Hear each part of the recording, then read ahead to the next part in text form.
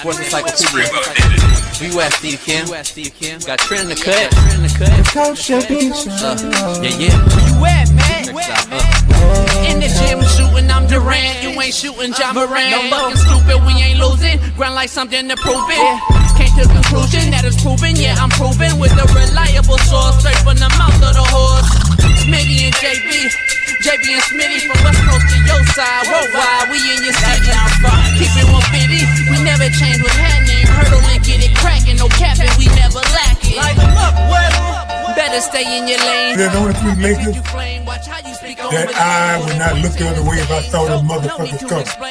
That's Kareem, that's Worthy, and that's Coop. The rest of them damn Lakers, fuck them. That's bullshit that Robert Parrish said. Coop, you know I got your back like a backpack, boy. Fuck Robert Parrish. You know he ain't shit. It's all good. You know, fuck the Celtics, all of them. We see you like shit, you fucking slap dicks. Issues get pressed so fast you don't get sacked like bags and baggage. Smitty and Jason Brown, kill the ass a rap. We what the game's been missing, we switched it and filled the gap. Smitty and Jason Brown, we kill the ass a rap. We what the game's been missing, we switched it and filled the gap. To put the fear of God in these motherfuckers!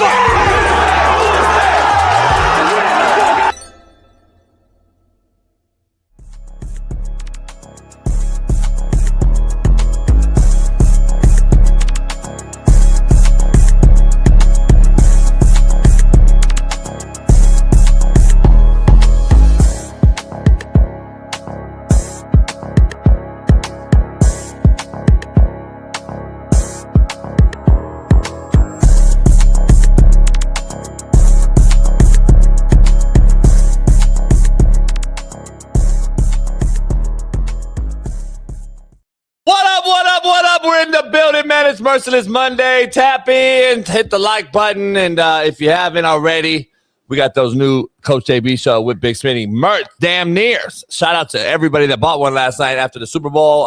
28 shirts I just realized sold. So shout out to you guys for buying the shirts last night. The damn near shirts are right now on CoachJBStore.com. We're here.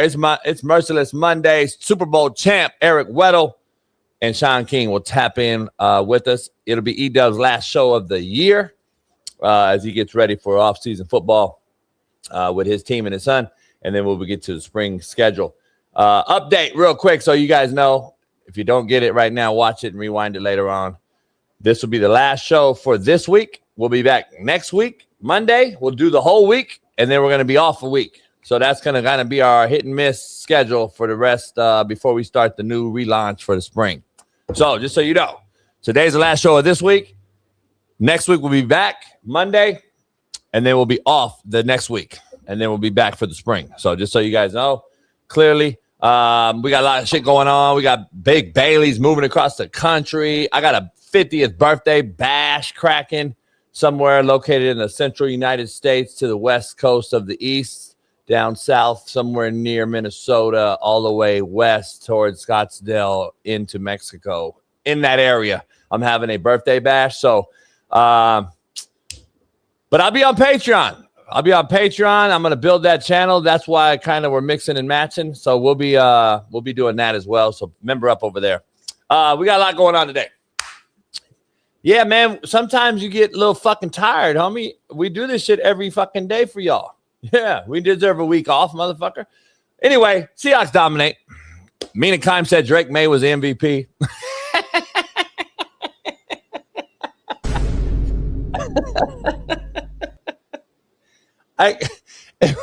It's not even a fake laugh. Like, it really makes me laugh that y'all motherfuckers really Mina knows football. She said Drake May was MVP. God damn. So let's watch Drake May's performance against that defense and then watch the Matthew Stafford's 875 fucking yards and 8 touchdowns versus that defense. And then we'll say, yeah, Drake May's the MVP because of DOVA. Anyway, man, I couldn't tell you anything about the halftime show because I was live with Steve Kim and Sheldon Day. Smitty's homeboy.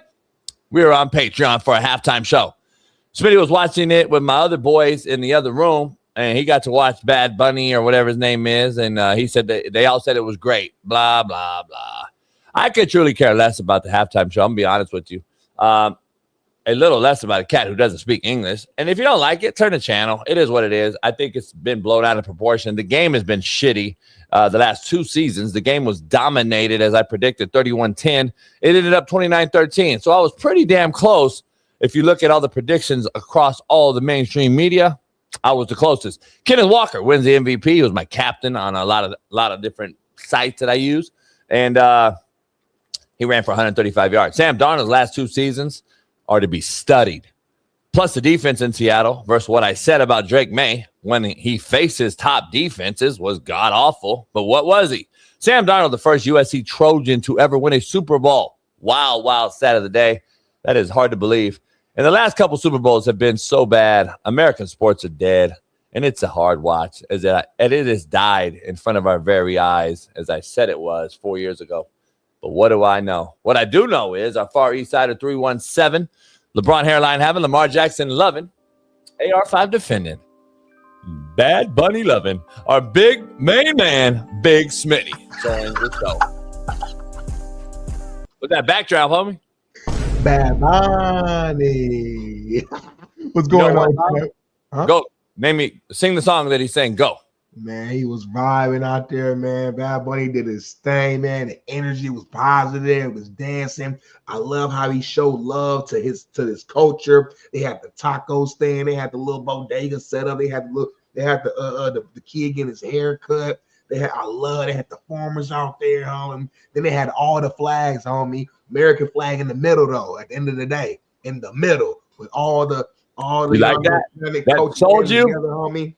That's what sold you. That sold you right there. That sold you, homie. That sold you. Homie. They duped you with that, right? Brought us together. At the end of the day, you bring us together. White, black together. Brown and white together. Asian, Mexican together. Why are you whispering though? Me and Ruben's trying to figure out why you're whispering. I don't. Ruben's still there? Huh? Homie, what is he drinking, homie, at 6 a.m? Ultra. Hold on, homie. Shout out to the chat, man. We got Chase, we got Lacum James, we got 918 Kicking Wing, we got TJ Too Nasty, we got Lucy, we got Natural Immunity, we got Burrow Perry, Roberto Del Valor, Adam, and Cole Vaden. It's a loaded show. Hey, everybody in the chat, is there any Hispanics or Puerto Ricans or anything in the chat?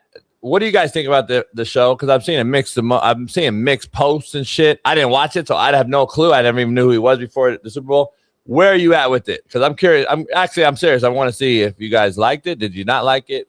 What did you guys think? If you're any Latin Americans or anybody in the chat, let us know what you think, man. Because I don't know about the two dudes like grinding on each other. That's not a good look. I don't think that's a good look for Roger Goodell. But did you see that part, Cindy? Did you watch that part in particular? I didn't see that part. My eyes don't focus on stuff like that. What was that, homie? I didn't see that part at all. You didn't see that part. You didn't see this part.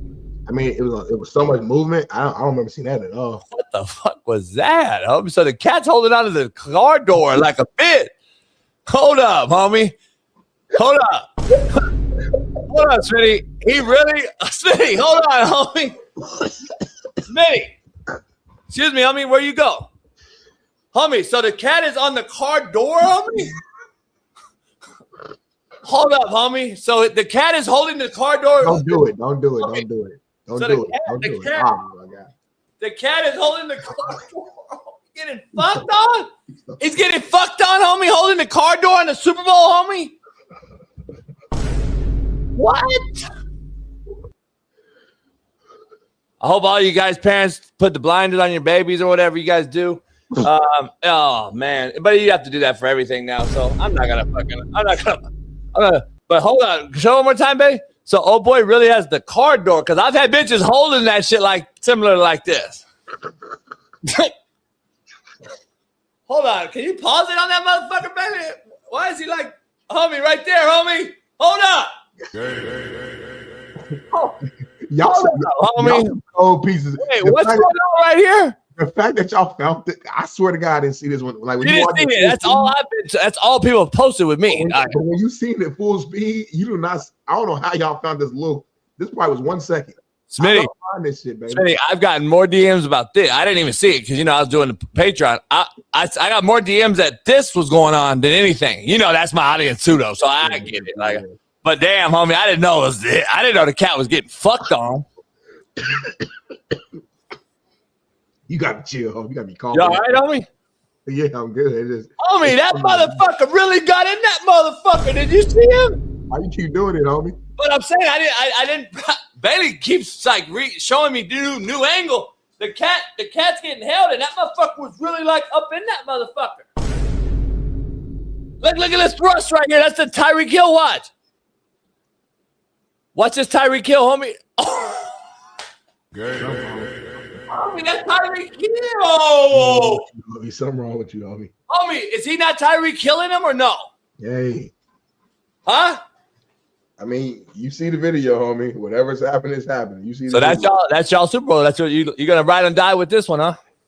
All I'm saying, it was a good overall performance. The production was crazy. The camera work was insane. The creativity, the way that we showed camera work was insane. We just saw that. Smitty, look at it. We got to put this. Kevin the Trucker, you got to make this a goddamn T-shirt or something. This motherfucker literally holding the thing. So this guy, let me get this right. I got to break this down in micro level scale. So he has a penis, I'm pretty sure, right? And he's taking it like he has a hole. Because you don't hold on to that if you're the taker. If you're the giver and got a dick, you don't hold on like you take a dick. Like that, it doesn't work that way, homie. Right. Because you're the giver. Right. That's why God made man. Well, you got the giver. Boom. Right. He's taking it where his giver is, if that makes sense. I hear what you're saying. So did he lift up the sack and go underneath that? You have to tell me that. I have no idea. I've never been a part of that type of scenario. So I'm not sure what the rules are, how they're able to do that. You sound like you have a lot of experience in this field. So if you know how it goes, please inform us all. I know how it is for the AE, like to lift up and lick it. I don't know anything about the other thing, but I don't hold on to shit. You hold on to it? I'm not bitch lick the ass and I'm holding some shit. You ain't never got some fire head and have to like balance yourself? Nah. We're givers by nature. We're fucking hunters. We're not the hunted. When you get in the head, though, you ain't never have to like hold on to something? Nah, homie. That's Matt Collins and them. Matt who? Collins, whatever that weirdo fuck's name is. That's him. He like, damn well. Whatever he is on, that's what he does in his bed. Because I don't know what he's on, but that's what he do. I thought it was AI, homie. I really thought it was ChatGPT, homie. I did not think this was a real thing, homie. So it's real, Smitty? It's real, Smitty? Yeah, it's real. I mean, he always comes to the games barefoot, and he's always like I don't know if he's trying to make a statement. I'm really not sure what he's doing. I'm going to say this, though. Matt, you're not good enough to do shit like this. You got to show up with just some fucking Levi's and a button up and get to work. Like, we all, real shit. I don't know. This is a real football shit, homie. You know what it is. I don't know what you're doing, but I don't care. You're not that guy. You're not wide out 1, wide out 2, or wide out 3. You do not draw this much of attention to yourself when you're a scout team player. Maybe even if he was the guy. Right, but I'm saying you're the guy. If you're Antonio Brown and your peak, we're gonna put up with the shit. Because I know you can go out there and give me 10 catches, 116 yards, and three touchdowns. Mac Hollins, you're not him. You get 1 catch a game. And again, I didn't make the NFL, so I'm not hating. You're an NFL player. You are a 1%er. But within the realm of other NFL players, you're not him. You are an average Joe. Stop doing shit like this to get attention, to try to get your following count up. That's my wait, what's the deal on his face? Anyone know? Or I don't know. I don't know, homie. Well, first when I saw it, all I could think was Silence of the Lambs. Okay. So that's what I thought it was, Silence of the Lamb. Yeah. Am I wrong? Ruben's rolling weed, so I don't know what he's doing, but is it Silence of the Lambs? You know how the cat had the thing and he was handcuffed? Like I thought it was like Hannibal Lecter or whatever. That's what I'm saying. Silence of the Lambs. Yeah, Hannibal Lecter. The movie, yeah. So it also reminded me, like, you won't know this, JB, because you're a little older, but my generation, when we were in elementary school, we would have like a little coloring box, and we would put squeeze glue on the top, let it dry out, and make like a ruler And that the way the mask on his face looks, the clear, like the material of it, looks like that ruler, like he made one of those glue, almost like a glue mask, and just put on his face. Break down the arts and craft class. Go. I'm confused. I didn't see this. Third grade. Everybody in my generation, you know what I'm talking about. Third grade, we have a coloring box. We got a coloring box. Okay. So in that, you open it up, you put your pencils, your color pencils, all that. So when you close it though, at the top of the coloring box, there's like a little rectangular or whatever shaped like little indentation, whatever you want to call it, like at the top of it. We would squeeze glue all the way to the top, filling that little rectangular box up. You wait a few minutes, let it dry out, and you would peel it. And it would create like a ruler is what we would use it for. But it would be like this clear, look just like his face, clear material ruler that we made. I think he like created that. He got like a paper plate, put glue over the whole shit, peeled it, and made his own little face mask. Ruben, we did that? Yeah. Ruben said we didn't do that. That's the new gay generation. So I don't know. I don't know what they're teaching in class now, but we never seen that. But respect to you guys in Naptown. Anyway, Smitty, I don't know. That's the biggest takeaway from that was Kenneth Walker, who I said would dominated. He dominated Super Bowl. He did. I mean, that was the only highlight of the game. This was one of the worst Super Bowls I watched in my life. So I'm telling you, the Super Bowl's gotten worse and worse and worse. I mean, the football's dying. I don't know how you guys have figured out. Let's do a macro thing real quick. Yeah, let's do it. I don't know if you guys have figured out American sports are dead. As I said 3 years ago on this show with Smitty, and then Smitty and I and Steve Kim and Smitty agreed. They were like, nah, it's not dead, blah, blah, blah.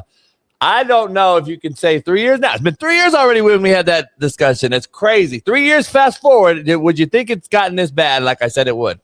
It's bad. I mean, it's pretty bad. I'm talking about sports. Football is bad overall. I'm just saying this was a bad game, though. I'm just saying sports in general right now, though. It's got to be it's down bad. Boxing. We've talked about all the things. Like, they don't want to box each other. They don't want to box once a year.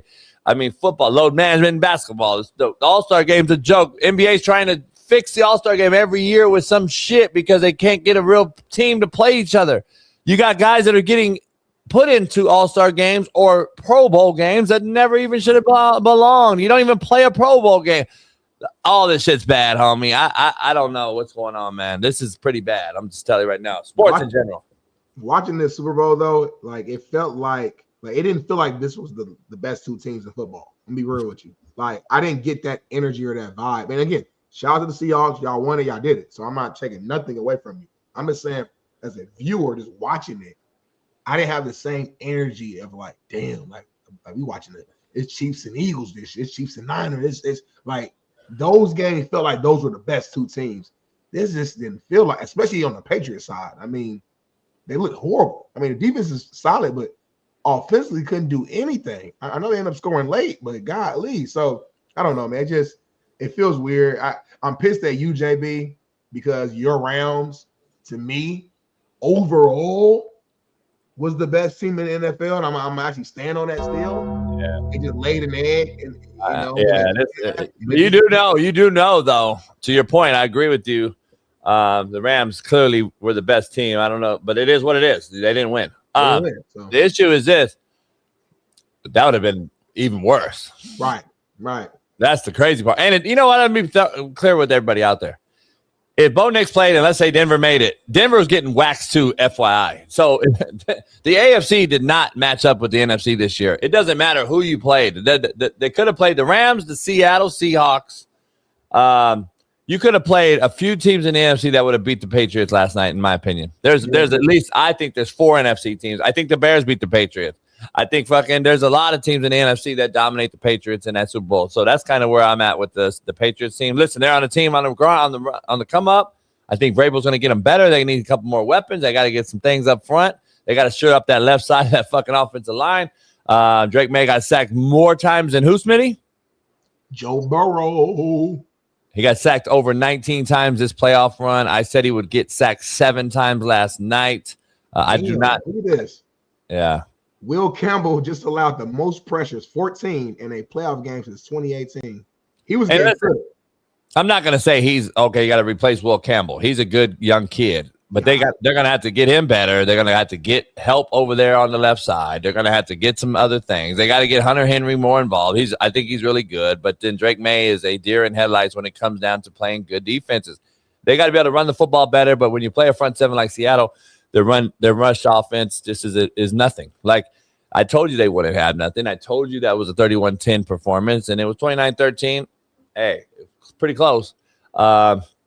Seattle's defense suffocated them, and that's what happened to Drake May all season long when they played legitimate defensive teams. So I still don't get why Mina Kimes thought he was MVP over Matthew Stafford. But that is what it is. They need a deep threat next year. You know what I'm saying? I don't know if that's Tyreek Hill, but he's I don't know. Huh? Diggs that last night. Did he show the game or no? Yeah, he made like a catch late. That was cool, but he was fine. They said Diggs. They said Diggs had more babies this year than yards last night. Now, what I'm seeing right now is that, I mean, again, this is crazy that people even find this stuff out, but him and Cardi B, I guess, unfollowed each other. So they said after they lost, she was done with him. Shut the fuck up. Dead homies on Lurs. Homie. That's because he going to, what's her name? He going to Nicki Minaj now. Nah, he ain't doing that. He a Trumper. Trumper now, homie. The motherfucking laws and he's flipping the script. Oh, hey, there's no way that fat. So, I'm not going to dive into that. I don't really give a fuck. I really don't give a fuck. I'm not going to dive into it, though. But that's when, you know what bothers me? It doesn't bother me. Let me retract that statement. It doesn't bother me at all because I could give a fuck less. But it's talking points, right? That's why we talk about it. Yeah. It's not bothers.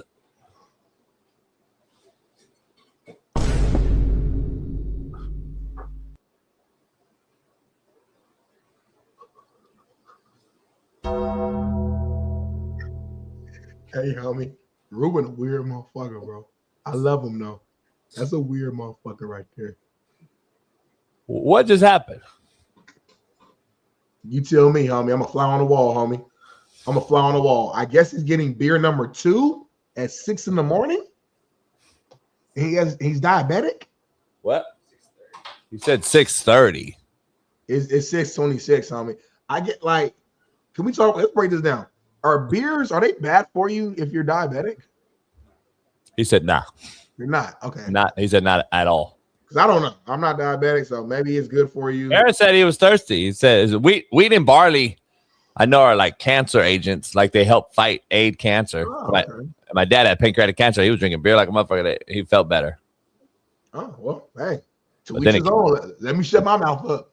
But then it killed him. So I don't know. I mean, it is what it is. Oh, it's kind of like a catch-22, ain't it? Like an anomaly.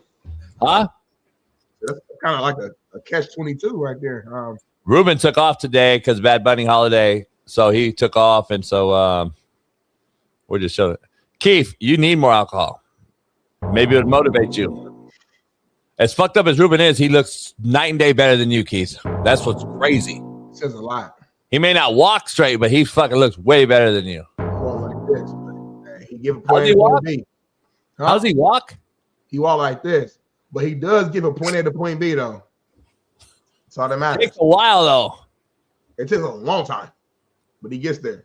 From like the here to the back of the house to like watch the Super Bowl back there where he was rolling weed all day. Yep. Like took him like 6-7 minutes. Ruben, let's time you out real quick. Ruben, get up. Can you walk towards the bar, like, and then come and walk back? I was going to count it. And that's not a very big far space. That's not a far place. 3, 4. Oh, he fell. 6. He fell, homie.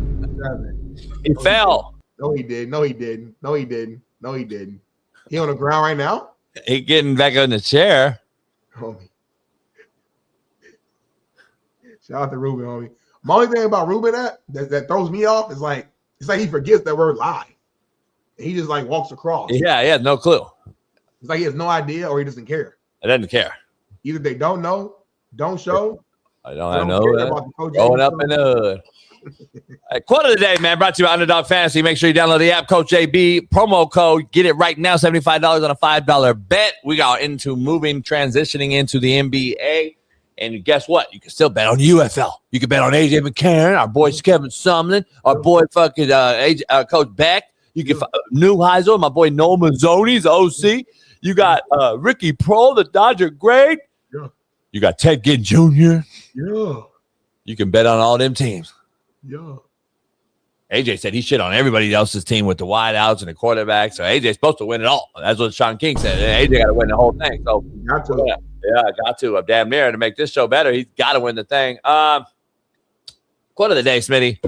Monday is the perfect day to forget last week and win this week. I like that. Real straightforward, real positive. That's a coaching type of quote. You know what I mean? That's what I used to say that. Those are my quotes of the day on Mondays, like for the team. Today's the perfect day to forget last week and win this week. You can't change last week. Already happened. Yeah, you can't look in the rearview mirror because we're not going that way. Like, I'm trying to continue to go forward, so how can I go backwards? So that's why you take the rearview mirror out, because if you look in the rearview mirror like this, what does it do? It deters you from looking forward. You got to keep your blinders on. And when you keep your blinders on, you can only see one way, which is forward. That's an oxymoron, because if you had blinders on, you would actually crash and die.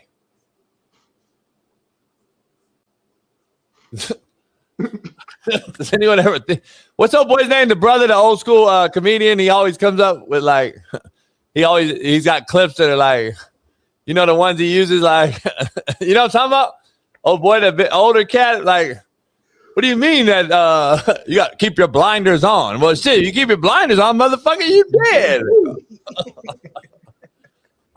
Contrary to belief, brought to you by Underdog Fantasy. Make sure you download the app. Smitty, I wear being a monster way better than you wear your innocence. Contrary to belief. I was waiting for the ending, homie. That's so deep. I don't think anybody in the chat can grasp it. Yeah, other than maybe like a couple of people. Because really, like, read it again. He's not really a monster, but that's how y'all portray him. But and he's able to like accept that, still live his life. Boom, boom, boom, boom, boom. So read it again. So read it again. You're not innocent, and you don't know how to walk around and move it within that innocence. I love it, homie. That's deep. That's deep. Say it again. Then get it. Say it again. Then pull up again, baby. I wear being a monster way better than you wear your innocence. That's hard, homie. That's probably one of your. It's not top 10, but it's very impactful. Very impactful. Right. Poll question, Smitty. Let's dive right into it. Is Sam Darnold's turnaround story top 5 ever? Go. Off the top of the head, homie. I hate words like ever, but off the top of the head, man, this is a pretty damn good story, man. I'm gonna go and say, yeah. I mean, the cat gets drafted by the Jets, has a horrible start to his career. He's seeing ghosts. We all made fun of him. The media, big media, gets traded away, got beat out by Baker Mayfield for the Panthers, gets traded away or let go again, you know, on the Niners for a year, backing up Brock Purdy, didn't get a chance to play there. Then he moves to the Vikings, finally has an incredible season, but then lays an egg in the playoffs, get let go again, signs a huge deal with the Seahawks in his first year, wins the Super Bowl, homie. Like, you talk about a story of like perseverance, never giving up, and just like truly just, you know, like an American, it's like a great American story. Like, you could do a movie off Sam Darnold's life. Can everybody in this chat stand up though? Everybody that told me I'm stupid, I don't know nothing when I said he was the guy. Anyone? Everybody in there? Can you guys come up now forward, or are you guys quiet? I haven't heard anybody. Crickets or no? I haven't heard you guys in a while. So I'm just asking if you guys were the ones that were like giving me hell for all those years. But anyway, 29 wins in 2 years. I mean, don't talk like you balled out last night, though. I mean, we didn't have to. Again, quarterback, my eyes work. It's like, the reason why. Did he come close? My man won MVP, though, homie. Yeah, of course. Well, that's why he won it, because he didn't have to. What was he supposed to do? Like, hey, I'm gonna outperform my running back, and I'm gonna just audible and throw the motherfucker deep. Like, stop! Your boy left the game. By the way, your boy left the game with a concussion. The motherfucker act like we got a bunch of other wideouts to throw to, and guess what? When we're dominating the game, look at the Frisco game, homie. He threw the ball 15 times. Why did he have to go out and do some shit that we don't need him to do? I don't understand it. This, homie. But when Mahomes throws for under 300 yards in the Super Bowl, you diss them and talk about how shitty. Smitty, are they losing or winning the game at that time? That's the difference. When he threw for 181, they were getting waxed. Like, the game matters. The whole scenario of the game, how it's being played, matters. He didn't have to do too much in 2 games. He had the ball against the Rams, right? Like, did not have the ball to beat the Rams to get here. He did. Like, no one's talking about that. And I tell you that the Rams team's a much better team than this fucking team because the dad can score. So you got to match their scores. Yeah, but their secondary is trash. Age restriction on YouTube again. Homie, I'm so fucking tired. Oh, we got it already? Yeah. For this show? Yeah, I just got a fucking text. What do we do? Nothing, homie. It's a fucking woke ass organization, homie. Fuck these motherfuckers. We probably do need to take a week off anyway to like reset like the algorithm. I think right now it looks like Coach JB show a big change. Seahawks dominate Patriots. May not be appropriate for young audiences. Why though? You can't use the word dominate on me. Don't let it throw you off on me. Just keep rolling. Anyway, I just fucking woke. Anyway, let's keep going. Yeah, I peeled it. That's why we are. That's part of the reason we're taking a week off to fucking reset the fucking algorithm, homie. Listen, let me shut down. Let me ask you this poll question. We're talking about Sam Darnold, and his, I guess you could say 2 seasons with two different teams. So let's compare and contrast real quick, and you can tell me yay or nay. All right. Yep. Is it better than the 2020 return after the 2018 compound leg fracture that was nearly the most gruesome one we've ever seen? 17 surgeries, amputation, near amputation, and Alex Smith returned to the start for the Washington Commanders, leading them to a 5-1 record and an NFC East title, earning Comeback Player of the Year. Is this better than that? That's more of a feel-good story because of it. Yeah, it's more feel-good. I'm gonna say yeah. You're saying Darnold's better. Yeah, if Alex would have won the Super Bowl somehow, yeah, I give it to him. But that's gonna be hard to beat because he won the whole fucking thing. Yeah, right. And listen, I get the it was the 2 dudes grinding. I bet you on the truck that hit us. Yeah. They can do that on national television and be fine, but we can't do it on YouTube. We can talk about it like briefly, but you leaned into it for 15 minutes. That was the issue. How long? 12 minutes. All right, let me keep going down the list. Yeah. Adrian Peterson, 2012, returned in less than 9 months after the ACL-MCL tear, ran for 2,100 yards, second most in NFL history, and then he won the MVP, AP Comeback Player of the Year, and AP MVP. So, obviously, again, didn't win a playoff game that year, didn't win the bowl, didn't win the chip. He returned is a good story, but that kind of was his last really special year. Hell of a story, hell of a season, hell of a story. I'm gonna keep going. Let me keep going, and you tell me if any of them. I'm gonna keep going to these names that just come to mind. Tell me if you like any of them. So you got Alex Smith, you got Adrian Peterson, Randall Cunningham, 98. He retired in 96. Worked as a studio guy. I remember he came back with that fucking Randy Moss and that Chris Carter team. And replaced Brad Johnson, threw 34 touchdowns, led the Vikings to a 15-1 record, but unfortunately they lost in the playoffs early. You got Mike Vick after the 2007-2009 2-year prison sentence. He goes back to Philly, throws for 3,100 yards. He had a 100 passer rating that year. Andy Reid gave him a $100 million deal after. I like that one. I like that. Eric Berry, if you guys don't remember, I remember this specifically. He had cancer, lymphoma, Hodgkin's lymphoma in 14, and then he played at an all-pro. When all-pros mattered, he was all-pro in 15 after being diagnosed with that. I remember this one specifically because he tripped. It was one of my visit trip guys at Marshall. Chad Pennington, 06-08, secured the comeback award twice with 2 different teams, Jets and Dolphins, after multiple shoulder surgeries. And then you had Joe Montana in 80 and 86 after missing all of 86 with a severe back injury, returned and showcased why he may be the GOAT. So I don't know. Those are some that came to mind. I'm sure there's basketball guys and all this. I'm just talking football. Sam Darnold's up there for me. Those are all great stories. Though. It's just a lot of those to me are slightly different than this one. Like most of those are like I was injured, I was sick, I came back, boom. This was like, nah, bro, I was shitty. And everybody wrote me off. And then I showed you who I really was. That's what makes this one so much different than, you know what I mean? Like, I was trying to think like maybe Peyton Manning, when he had the next situation and the Colts had to move on and he goes to Denver and wins the Super Bowl. Like, that's a great story. But Peyton was already a Hall of Famer before that. You know what I'm saying? So it's like, Darnold, this is very unique. Because like I don't know if we've seen a guy be completely like wrote off the way he was, and then to like almost rewrite his entire career and go do something that some of the best quarterbacks in this game have not done yet. I mean, you saw the graphic that Betty pulled up. He's the first one from that 2018 draft class to go out here and get the ring. Like, who would have thought? Who would have thought that? You know, like a few years ago. So this is an incredible story, and it's off the top of the head. I actually do think it is a top 5 story ever. I mean, again, I have to do a real deep dive, but just right now, being present, being in the moment, it feels like it is, man, because of just the road travel. Yeah, no doubt. He's up there. I don't know. I mean, because everyone's going to look at, they didn't need him. They absolutely needed him. And let me just throw this out there. Who was the quarterback last year for the Seattle Seahawks? You know, brother, how bad does he feel right now?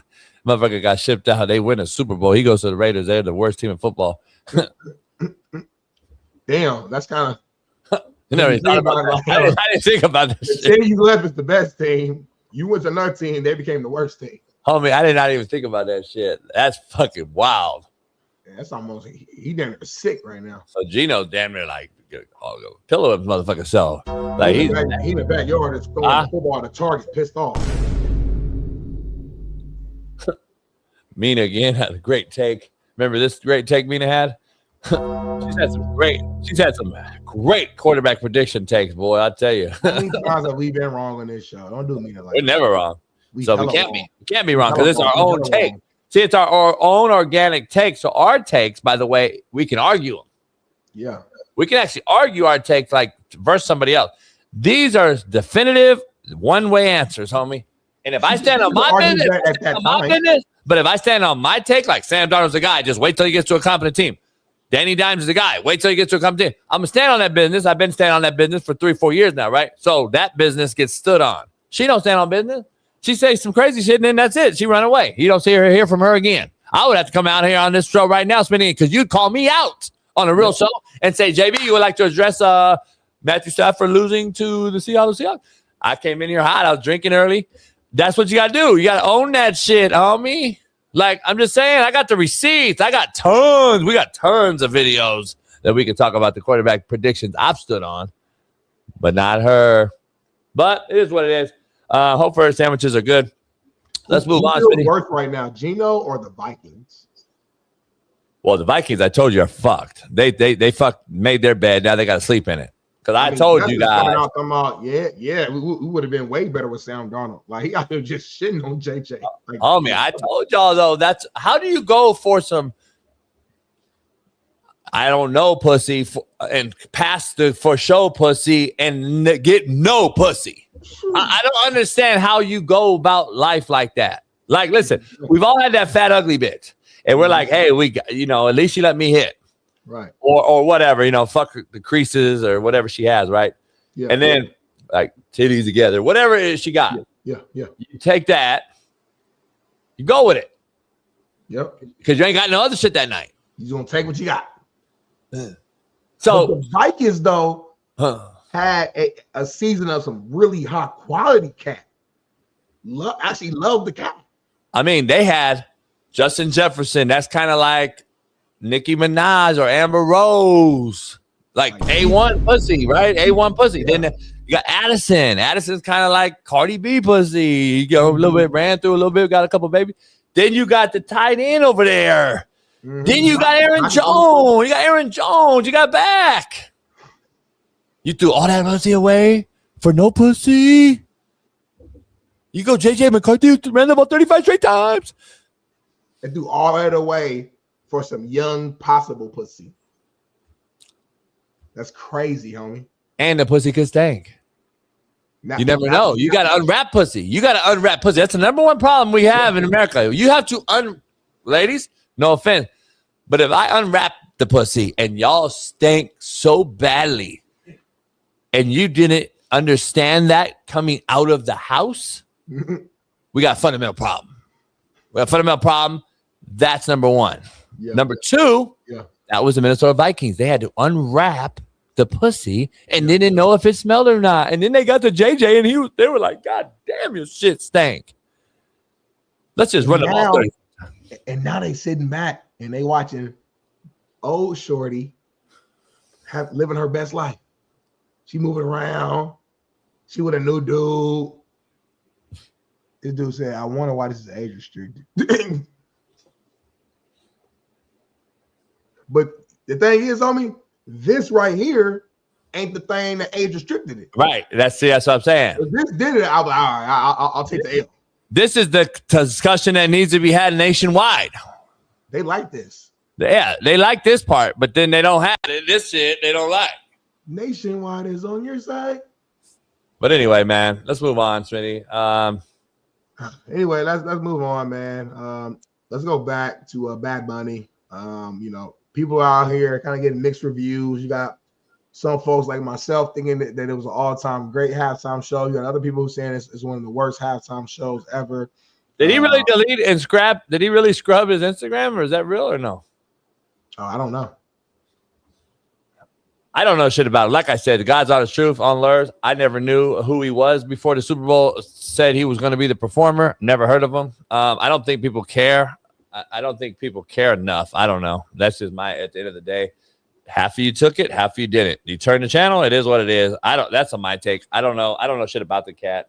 I'm glad they threw the American flag in there because that would have not set well. And listen, I'll be real with you. I wasn't going to turn on Kid Rock and whoever the fuck they had going either.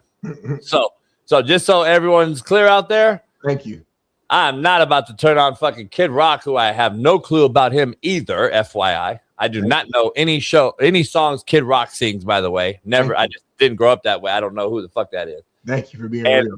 And I don't know who the broad they had on. And it had Charlie Kirk's demonic wife or whatever. I have no fucking idea. She's fucking everybody too. I mean, come on, let's keep it funky, man. They all fucked up. The bitch looks just like fucking Vance, the VP. Have you seen them motherfuckers looking next to each other? They look like their brother sister, homie. So anyway, long story short, I can give a fuck less. I mean, Bruce Springsteen, when he sang "Born in the USA," was the worst fucking halftime performance I ever seen in my life as a kid. And I'm all for America, but that was the fucking worst halftime performance. The greatest national anthem ever is Whitney Houston, to me. Shout out to Whitney. The greatest halftime performance ever is Michael, Prince, or... When Prince performed Purple Rain, it started raining. You can't really beat that. Yeah, you can't beat it. Michael Jackson just stood there. And Janet Jackson had the titty taken off. The Jackson. I remember that. I remember that one. They wasn't born yet when the titty came out. I guess the fact that I didn't care to watch it maybe makes it bad too. I don't know. Maybe that's kind of Bruno Mars had a cool one. I don't know. I don't remember. Like, I can't remember not wanting to watch it. I guess that's the divisive part of this whole thing. Like, well, it's not really divisive. I think y'all made it divisive. Like, it's just a halftime performance. Like, y'all made it a way bigger deal than what it was. Like, you guys came out saying he's gonna wear trash and he was throwing in. None of that shit was true. Like it just like y'all made it a way bigger. Y'all made it divisive. It was. You got to go to facts first. You can't say y'all made it. It was announced that Bad Bunny was performing. All right, pause right there. Y'all just got hot and mad. Oh, so you're missing. You skip over parts. You missed the part when they announced him taking the thing and then him immediately saying it'll be in all Spanish. Get ready. That was the original announcement, homie. Uh-huh. And of course, you're saying that. All right, Smitty. Listen, halftime report or halftime show is going to be all whites, sang by all whites for only whites. Go. Are y'all going to be mad or no? Nope. Shut the hell up. You're not watching it. It's been like that. You're not watching it, Smitty. Stop. It's been like that, homie. Smitty, just keep it real one time. Say you're not watching it. You're not going to watch it, homie. The country is for the whites, homie. Now. Let me redo it. If they said, hey, this guy Bad Bunny's a Super Bowl, he's going to report, he's going to do the halftime show, and he's going to do XYZ in Spanish, and then he's going to do XYZ in English, and then boom, it would have been a whole nother taking to me. It would have been a whole nother acceptance. Yeah, what up? Yeah, what up? If you come out, Smitty, you got to learn Spanish. You got 4 months to learn Spanish. Fuck you, motherfucker. That's like hitting number 1 on the phone. I ain't learning Spanish, motherfucker, to listen to a halftime report. Or, I mean, a halftime show in fucking the Super Bowl. Number 1 on the phone? Huh? You said hitting number 1 on the phone? Please press 1 if you speak for English. Like, fuck you. Why do I got to hit 1 for English in America? Like, have you ever thought about that? Hit 1 for English, 2 for Spanish, 3 for Brazilian, 4 for tala, 5 for hulabala. Come on, homie. Why? Why do I got to hit that? This was only a big deal. I can't wait. Somebody called me today. I hope somebody calls me again. Fucking Hamas, motherfucker. Remember that guy called me? Remember that Hamas called me and said his name was Jason?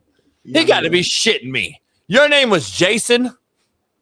But anyway, man, moving on. Big deal to you cats who just didn't know Bad Bunny. Like, his songs are in fucking Spanish. Like, duh. Well, like, I mean, the fact of the matter is, Smitty, they literally, Pac-Man Jones and everybody else literally walked around the Super Bowl and asked players, like, hey, what's your favorite Bad Bunny song? Not one of them knew a song, and not one of them even knew who Bad Bunny was. NFL current players. For the players. Again, you making excuses. Bottom line is, so did the players last year when they walked around know Kendrick Lamar? Yes or no? Duh. He's black. But my point, it's American too. He's American too. He represents culture, the community, the hood, LA, whatever it may be. So when NWA or Cube and Snoop and all them cats performed a couple years ago with Dre, what was that in LA? They black. Come on, homie. No, it's fucking the culture, community, America. There was everybody watching that shit. Both. It doesn't matter if you grew up in LA or grew up in the hood, you're white, black, whatever. You watch that fucking performance. A lot of people didn't like performances for Kendrick and shit. Listen, you're never gonna get it right because it's too many. You're not. Don't go anti though, homie. You're always gonna get it wrong. And I might not watch the white dude next year. That's like whatever. Like who is it? Huh? Who's performing? I see y'all might get a white dude to perform next year, and I might not watch it. It is what it is. Like, I mean, I've not watched a bunch of white performers before. Right, so why are we making this one year a big deal? But I didn't. I also didn't have to go get fucking hooked on phonics to understand it. You don't need to. Just vibe out, homie. In the clubs, they playing Bad Bunny. The women are dancing. They're playing who? They're playing Bad Bunny. Did you see how many bad bitches he had at the halftime show? Oh, that's yeah. It was bad women all around him, homie. They played it. This is for the women, homie. They played music for the women. When you in the club scene, I know you don't go out. When you in the lounge and you dancing, they playing Bad Bunny. Go ahead. The Mexican population, the congregation would like to speak. The Rubens of the world and Cisco's of the world, they said it's really just the bad bitches they had. Everybody wanted to watch the bad bitches. Okay, that's what it is. So but that's grooming 101. The bad bitches was amazing.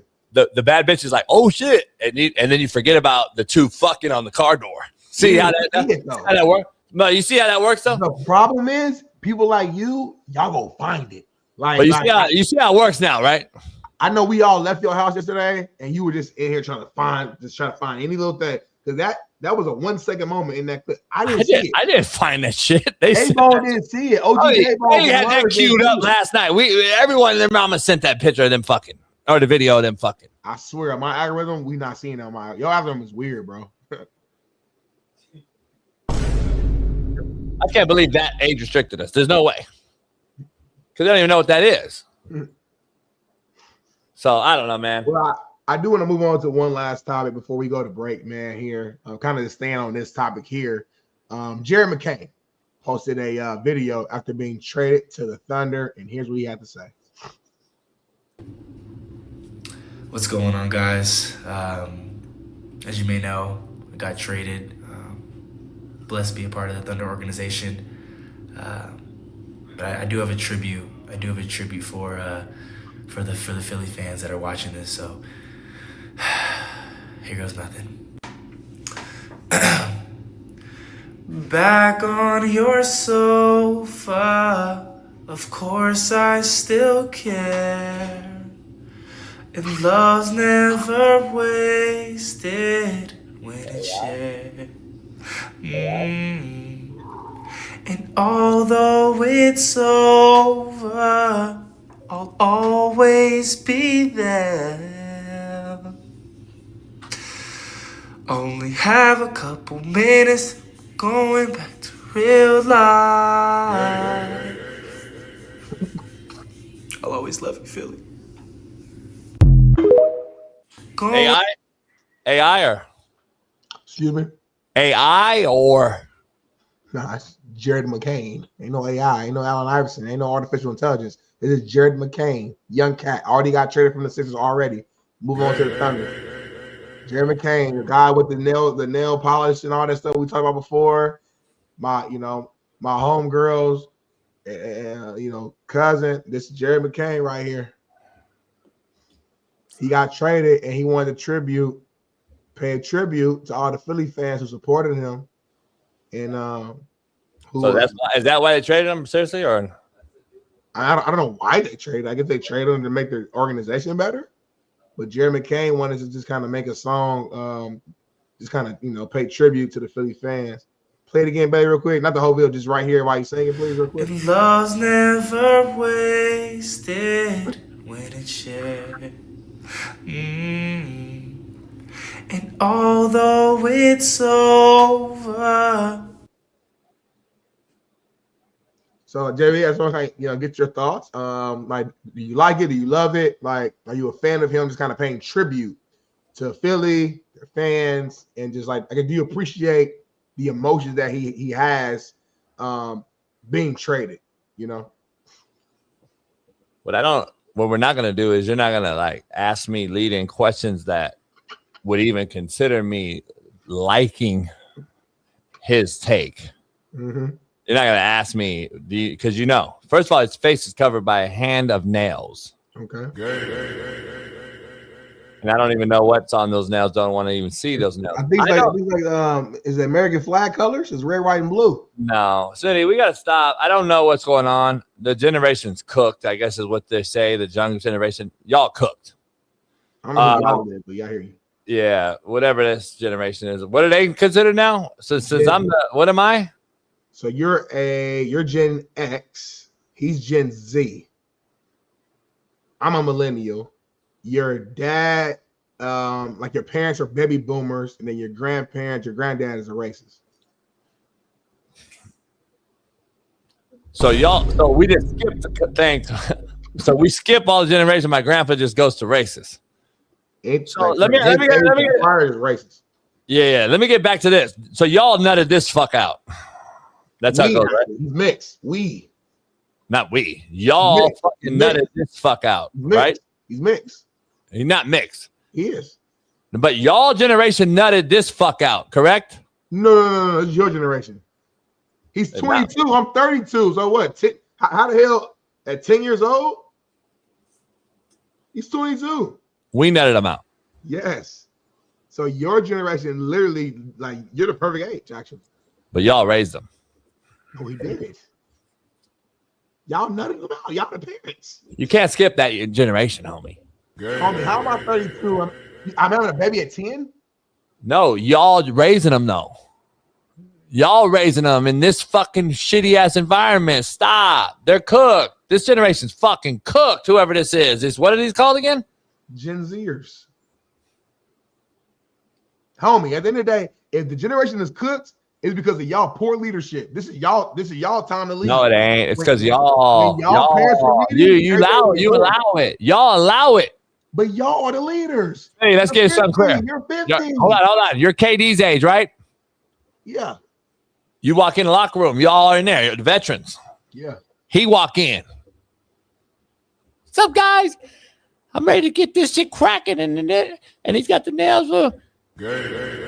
Y'all allowed it. Y'all allowed it. You didn't coach it. You shouldn't have belt. You got the soap put in the towel and beat the fuck out this motherfucker right out Jump Street. Right out when he came in the locker room. Caleb Williams, this motherfucker just boom, pop, pop, pop, pop. Are you promoting violence? And then we switch it. We change it up. See what I'm saying? You could have easily corrected it like this. Boom. So but you know what you do? You know what you do? I'm going to tell you what you do. Can I get your jersey and sign my jersey? And can we swap jerseys? Can we change jerseys, dog? Oh, man, it's all good shit. You got to get waxed, blown the fuck out first round. Hey, what up, dog? Shit, I'll see you in Cancun, homie. We got paid anyway. Y'all allowed it. You didn't coach it, homie. Back in the day, would have beat the fuck up. Pow, pow, pow, pow. What did Willie Mack say? Hey, hell no, motherfucker. I'm painting his nails in my locker room. So you Y'all allowed it. Y'all allowed it. Y'all allowed this. Y'all telling me you had a teammate who walked in the locker room with his nails painted. Y'all would just immediately beat his ass. Fucking right. Hell yeah. Like no words or nothing. Just started beating his ass. No. Like or it would have been words. Like, get the fuck out of here. And then if he didn't want it, then he'd have been his ass beat. Even if the cat's like a baller though. Like, yeah, nah, because you're not coming in here with that gay shit. You're not coming in here and infiltrate us. Like, we don't know. We can't even shower now. We don't know what's cracking. We can't go to titty bar. We don't know where you going. You looking at our ass. Nah, bounce, boom, get out of here. That's the hand that most guys like, Smitty. That's the hand most guys like. You want the hand on that motherfucker with them nails, homie. I'm looking at you in a whole nother light. Like, oh, damn, this motherfucking hand around my shit. Look at him motherfucking hand. Look at him hand right there, Smitty. Look at that shit right there. I fuck with this red bone bitch. She got hands and looks very similar to them hands right there. The long hands, the skinny hand, the pretty hands. Oh, so you say he got pretty hands on me? I'll see you in a couple minutes. Homie, all I'm saying is that Jerry McCain came out there in the first team meeting, JB, and sung to you like this. You as a teammate, you wouldn't like this singing right here, JB? And love's never wasted when it's shared. And although it's so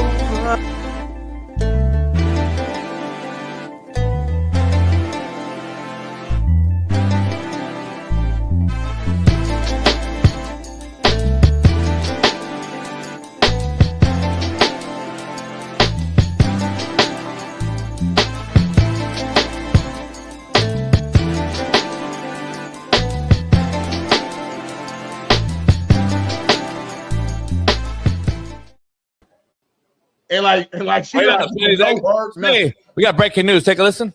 Okay. Well, I didn't know who gets it. I would say Stafford, but I'm a voter, and I voted for Drake May, and I'm right. And I'm going to explain to Dan Orlovsky why he's wrong, because we already know what he did. First of all, let's remind folks, this is a regular season award. We cast our votes after Week 18. Nothing that's happened since then should be applicable to that. Over the course of the regular season, for me, I look at two things, dominance and then value. From a dominance perspective, Drake May was better than Matthew Stafford in just about every meaningful statistic. QBR, EPA per dropback, success rate. He had the highest completion percentage in the NFL. He was first in all of those, despite having a high average depth of target. On top of that, he was a more efficient quarterback. He also brought an element with his rushing that you just don't get from Matthew Stafford, obviously. Opponent comes up a lot in the Patriots' schedule, for sure. But when you actually parse it down into offense and defense, the slate of defenses that the Patriots faced was not that different statistically from the Rams. In fact, in common opponents, Drake May was the better quarterback statistically. Then I look at value. Drake May during the regular season, I know we were watching this Patriots defense and they look great in the postseason. They were not great during the regular season. 23rd in DVOA. The run game, 21st. Meanwhile, Matthew Stafford, the Rams defense, top 5 in DVOA, best run game in football. Finally, I like the Patriots receivers. They ain't Puka Nacua. So when you look at who carried their team more, who did more with less from a value perspective, in addition to the statistical dominance, to me, it is clearly Drake May. All right, so one. What is DVOA? Go. Say it again. D what OA? Whatever she said. What is it? D something OA. It's something average. Defense. Okay. Say it again. DPO. I don't know. DVLA. What did she say, baby? He said it right. He said it right. I can figure it out, homie. Hold on. Why don't we know? Why don't we know what it means, homie? You're not saying it right. You're not saying it right. I don't give a fuck. Why don't we know what it means? It's like defensive. Are you fucking shitting me, homie? Are you fucking shitting me? Hey, Dan Orlovsky, you better fucking come out with your motherfucking vote right now. And it better be fucking different than her. And if it fucking ain't different than her, we're going to have a major fucking viral video go live right fucking now. I'll cut it my goddamn self right now. I'll go on YouTube and fucking do the long thing. I don't even know how to do it. I'll cut that shit on ChatGPT. I'll fucking post it right now. You better come out with your motherfucking vote right now. Mina, you need to shut the fuck up and make me a sandwich. That's why there's a T-shirt going around about you.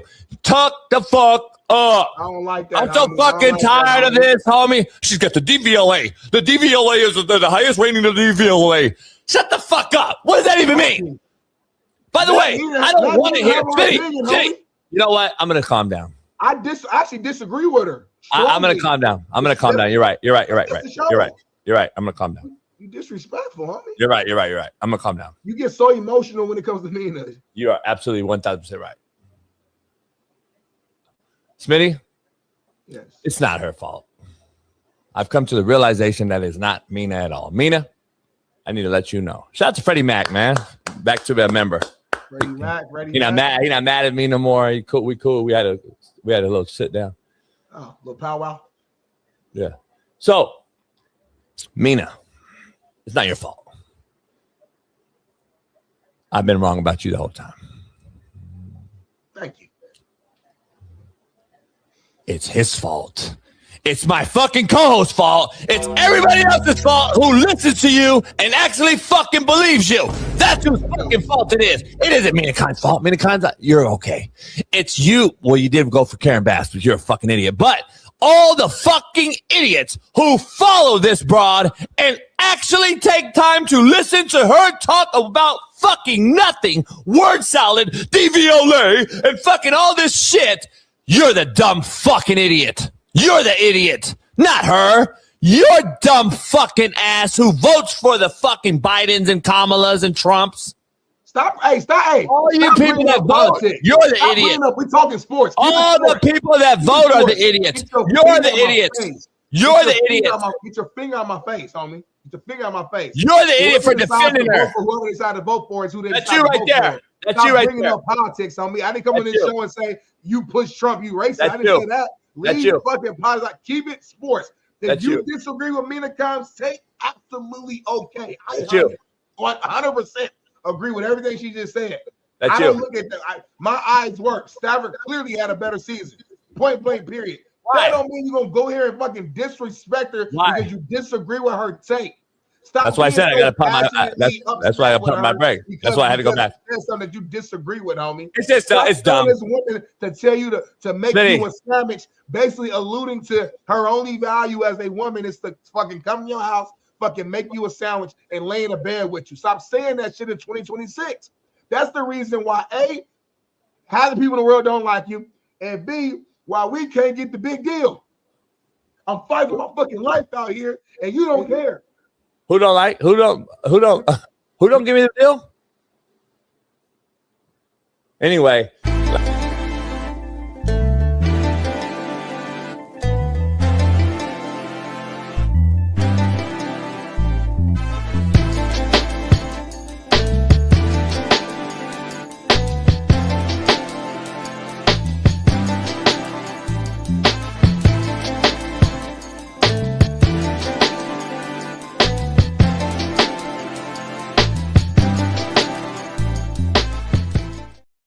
Going on, y'all, man. We back hour number 2, man. Hit that like button for me real quick, man. Subscribe as well and become a member today because this offseason we about to go crazy. We got all types of big time guests, NBA legends, Hall of Famers, current players, former players, all type of big time things going on. New segments we're doing, live shows. We might go on the road. We gonna travel pub on AJ and them, UFL games. We on the yacht doing yacht parties on Newport Beach, hoes, birthday parties, you name it.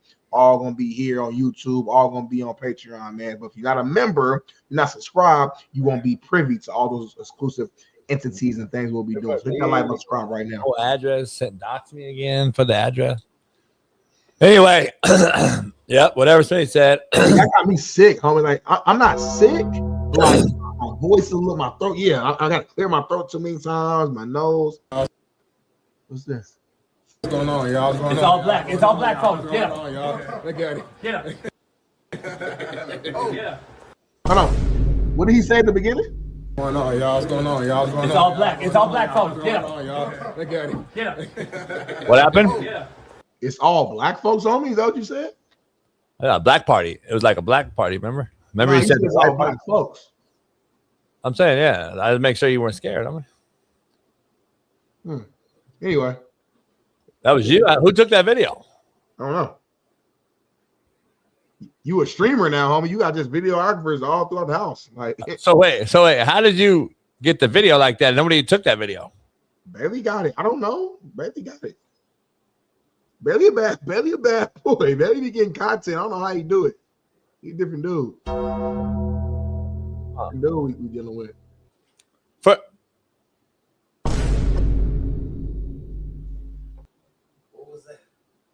What was that? That's you, bitch. Who gave you that video? Hold on. What's going on here? Oh, I guess it looks like there's Ruben laid out by a fire. Sweating out his diabetes. The motherfucker was asleep. So, context of this. This motherfucker Ruben was asleep on the couch outside in the back. Yeah. And I started a fire that was enormous. And that motherfucker whole hand went into a cart. He went to a stroke mode. Did you see his hand went up like he had a stroke? It did. Because he was so shook. The diabetes were shaking out of him. And he like fucking woke up. That fucking heat hit him. Ruben couldn't move right now. He was stuck in that position. Like what's it called? Paralysis, body paralysis. Like he couldn't move. He said it was nice just now. That's crazy, homie. Yeah, I don't know how Bailey got all these videos. What else he got? He got a lot of exclusive videos like from yesterday. But but only one person out of the two of us could have sent them. Because I didn't have those videos. I have a video. The fuck is this? Is that ash on my fucking kitchen table, homie? Yo, your chair, homie. Who let him up there? He let himself up there. Oh my god. He jumped up on there. Allow it or you coach it. He wouldn't have done it with me in there. See, I must have been out entertaining. So the homies don't take care of business. They don't look out for the homie. They let the dog on the fucking furniture. Hey, he killing this shit. Bad. Me gusta. He killing this right now. I was watching, homie. I ain't gonna lie. He was killing the game. What you doing, Ruben? Rube. That was him. He said that was Ruben in the trees. He was coming out of the grass. Ruben crazy, man. Ruben a different cat. Ruben's a different cat, homie. We had a good time, though, man. Shout out to JB, man, for always hosting and just doing his, his damn thing. He didn't do the same like huge party. Even a small version of what JB does is bigger than what y'all do. He still had a bartender. We still had our tacos. He made us some fire quesadillas, fresh and hot off the skillet. I mean, we had a hell of a time, homie. Chips, dips, cookies. Too bad you just had to drive. Too bad you had to drive 340 though. That's the thing, y'all. That drive, bro. I almost fell asleep on the way back home. 340 each way too. Yeah, that's crazy. And like, I didn't get no gas money from nobody in the chat. Nobody looked out. Mike Bunny did send me 50 last week, so I appreciate Mike Bunny for that. But other than that, like, I didn't get no gas money or nothing after I made the sacrifice. So I don't get it. So your sacrifice was coming to the Super Bowl party? Yeah. And they gotta pay for your gas? Yes. Because I'm doing it for them. I'm doing it for content. We did a whole halftime Patreon. I was on. You didn't do a Patreon. You left to watch Bad Bunny, Big Bunny, or whatever. But I came back. Did you? Yeah. I came back and gave y'all a full recap of what went down. Anyway, we got E-Dub's last performance of the year of the football season joining us later on. We got Shaun King today. We got a lot on the day after the Super Bowl. A very, very average one at best. Smitty would say below average. I would say same. I would say below average. We got bad football, man. Ruben said the sandwiches were good last night. Oh, that sandwich was fire, homie. You had one? I put some little guacamole on it with a Dorito. Oh my damn. BPS. All you got to enhance it with something. But be real, it sounded good, don't it? Like the I didn't have. It was like what is that bread? Briscotta bread or whatever. Brioche. I don't know. What is it? Brioche. I don't know. What the fuck is the brioche? Is that a roach? Brioche. Is that a rich roach? Brioche, I think. I think it's brioche.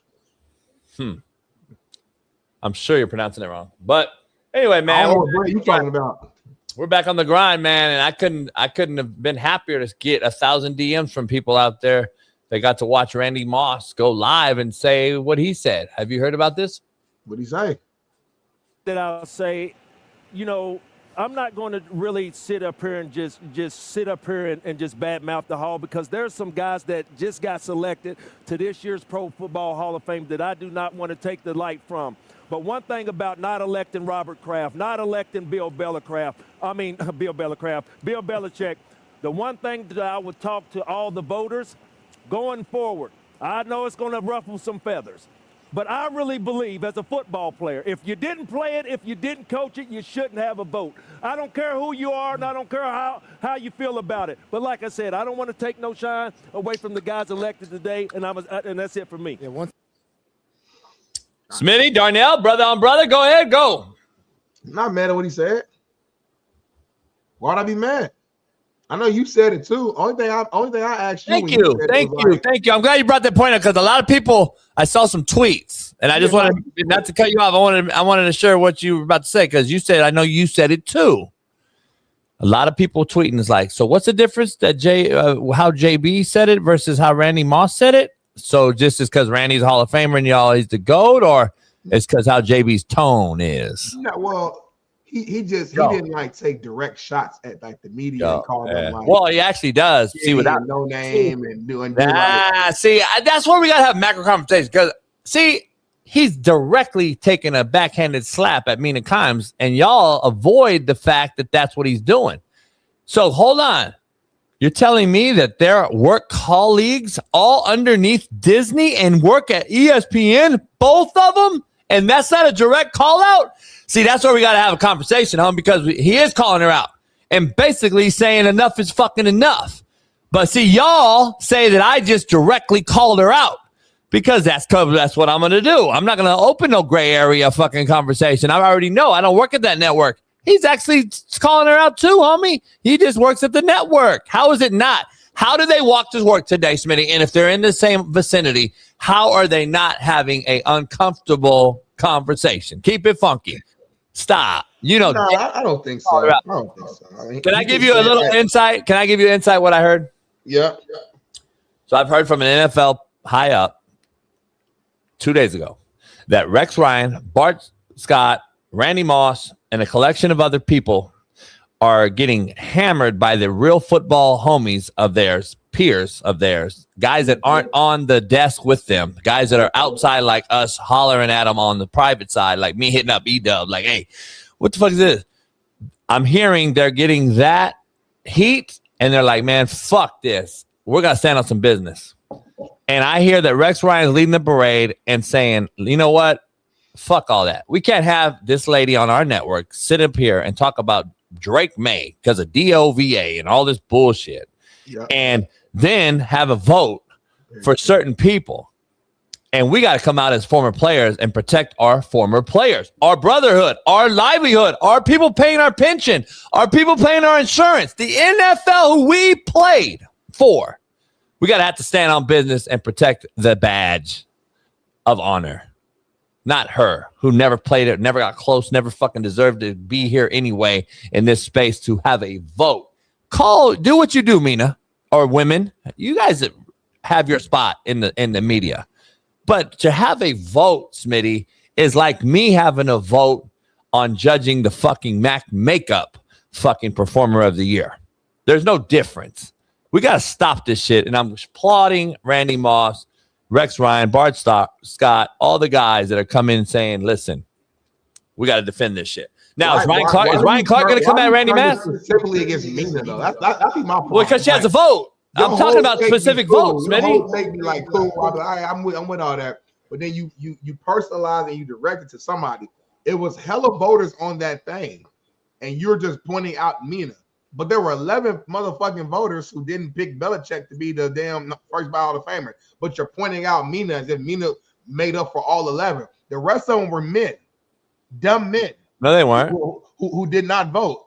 So, no, they weren't. Lisa Salters is not a man, homie. So what are we talking Lisa about, Salters is a man? Lisa Salters voted for Belichick to get in, homie. I'm talking about the 11 people who did not vote, homie. Do you know the 11 people that didn't vote? It got released. Really? I haven't seen that.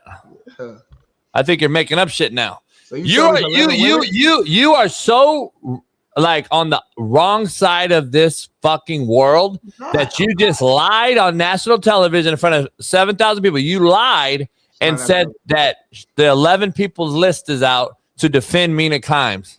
Like seriously, how bad is that a look of that? You lied to the public just now to defend Mina Kimes. No, you lied to defend Mina Kimes because you are a bully.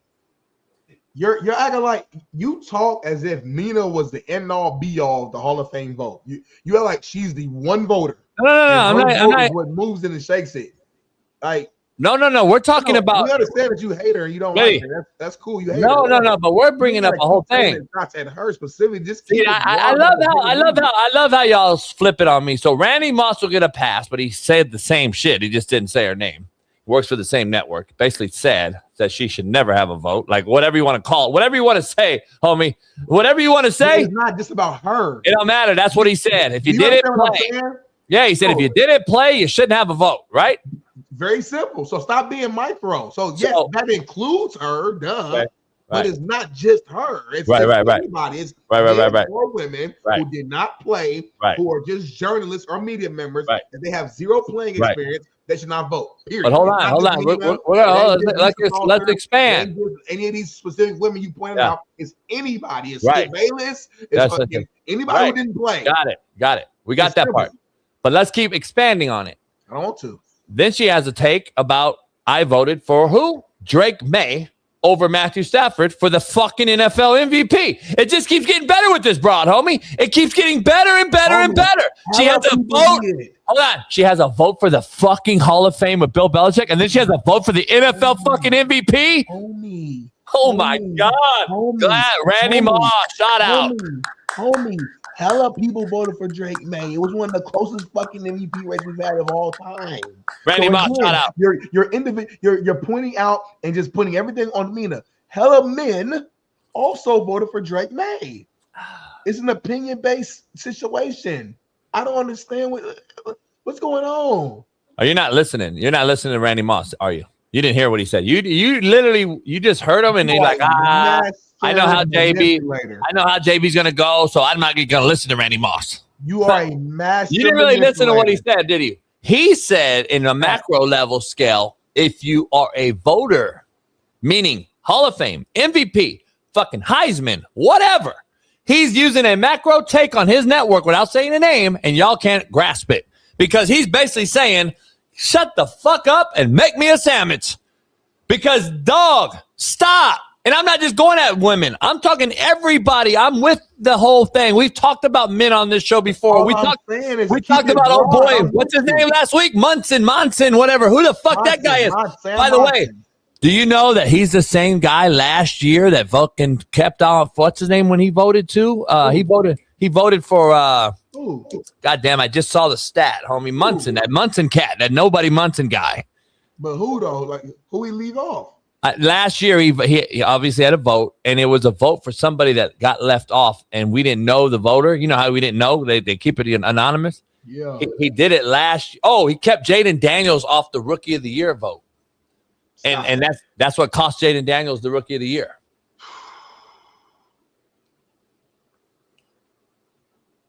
All I'm saying is this. I agree with what he said. I agree with what you're saying from the foundational piece of it, but just stop making it about one person. That's all I'm saying. That's it. You out here, you losing your mind right now. That's all I'm saying. I'm saying you're right. Randy Moss is right. Let's leave it to the people who did it. Now, listen, I respect maybe media or journalists a little bit more than you do, just a tad bit more because, you know, I got just to meet these people and I work with these people, and I understand that not all media is bad media. Some of these people actually do their research, really follow these teams from beginning to end and understand what's going on. So I'm not, and I know media is what helps grow the sports, all sports. Say what you want, good or bad, it helps it grow. So I do have some respect for the media, but when it comes to something like this that's so serious and such impact on legacy, like Hall of Fame, like you said, or MVP, like you said, I'm with you. Let's make it all players and coaches who've actually done it. We have we've been playing football enough now to where we can just continue to do that moving forward, and we'll be good to go. Now, the early years of football, you have to maybe just have the coaches to do it, or maybe you have to have media do it because you didn't have enough people just inducted. But now we're at a point now where we got hella Hall of Famers, hella greats, hella all this. We can just do it that way moving forward, and I'm completely with you. Randy Moss he's not just singling out Mina Kimes. She's included in who he's talking about 1,000%. He's talking about the overall thing. If you ain't do it, if you don't know what it's like, shouldn't vote. And I want to clarify what I said about Monson guy that voted last year. He was the reason Jaden Daniels wasn't the unanimous winner. So I didn't get to say the whole.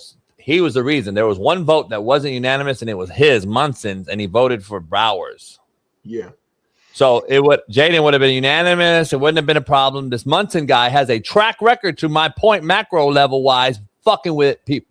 He's trying to be the guy, the different guy. He wants to be different. He went for Bowers. Clearly, it's known fucking Jaden Daniels the rookie of the year. Goddamn, nobody voted for the motherfucker. Anyone else but him.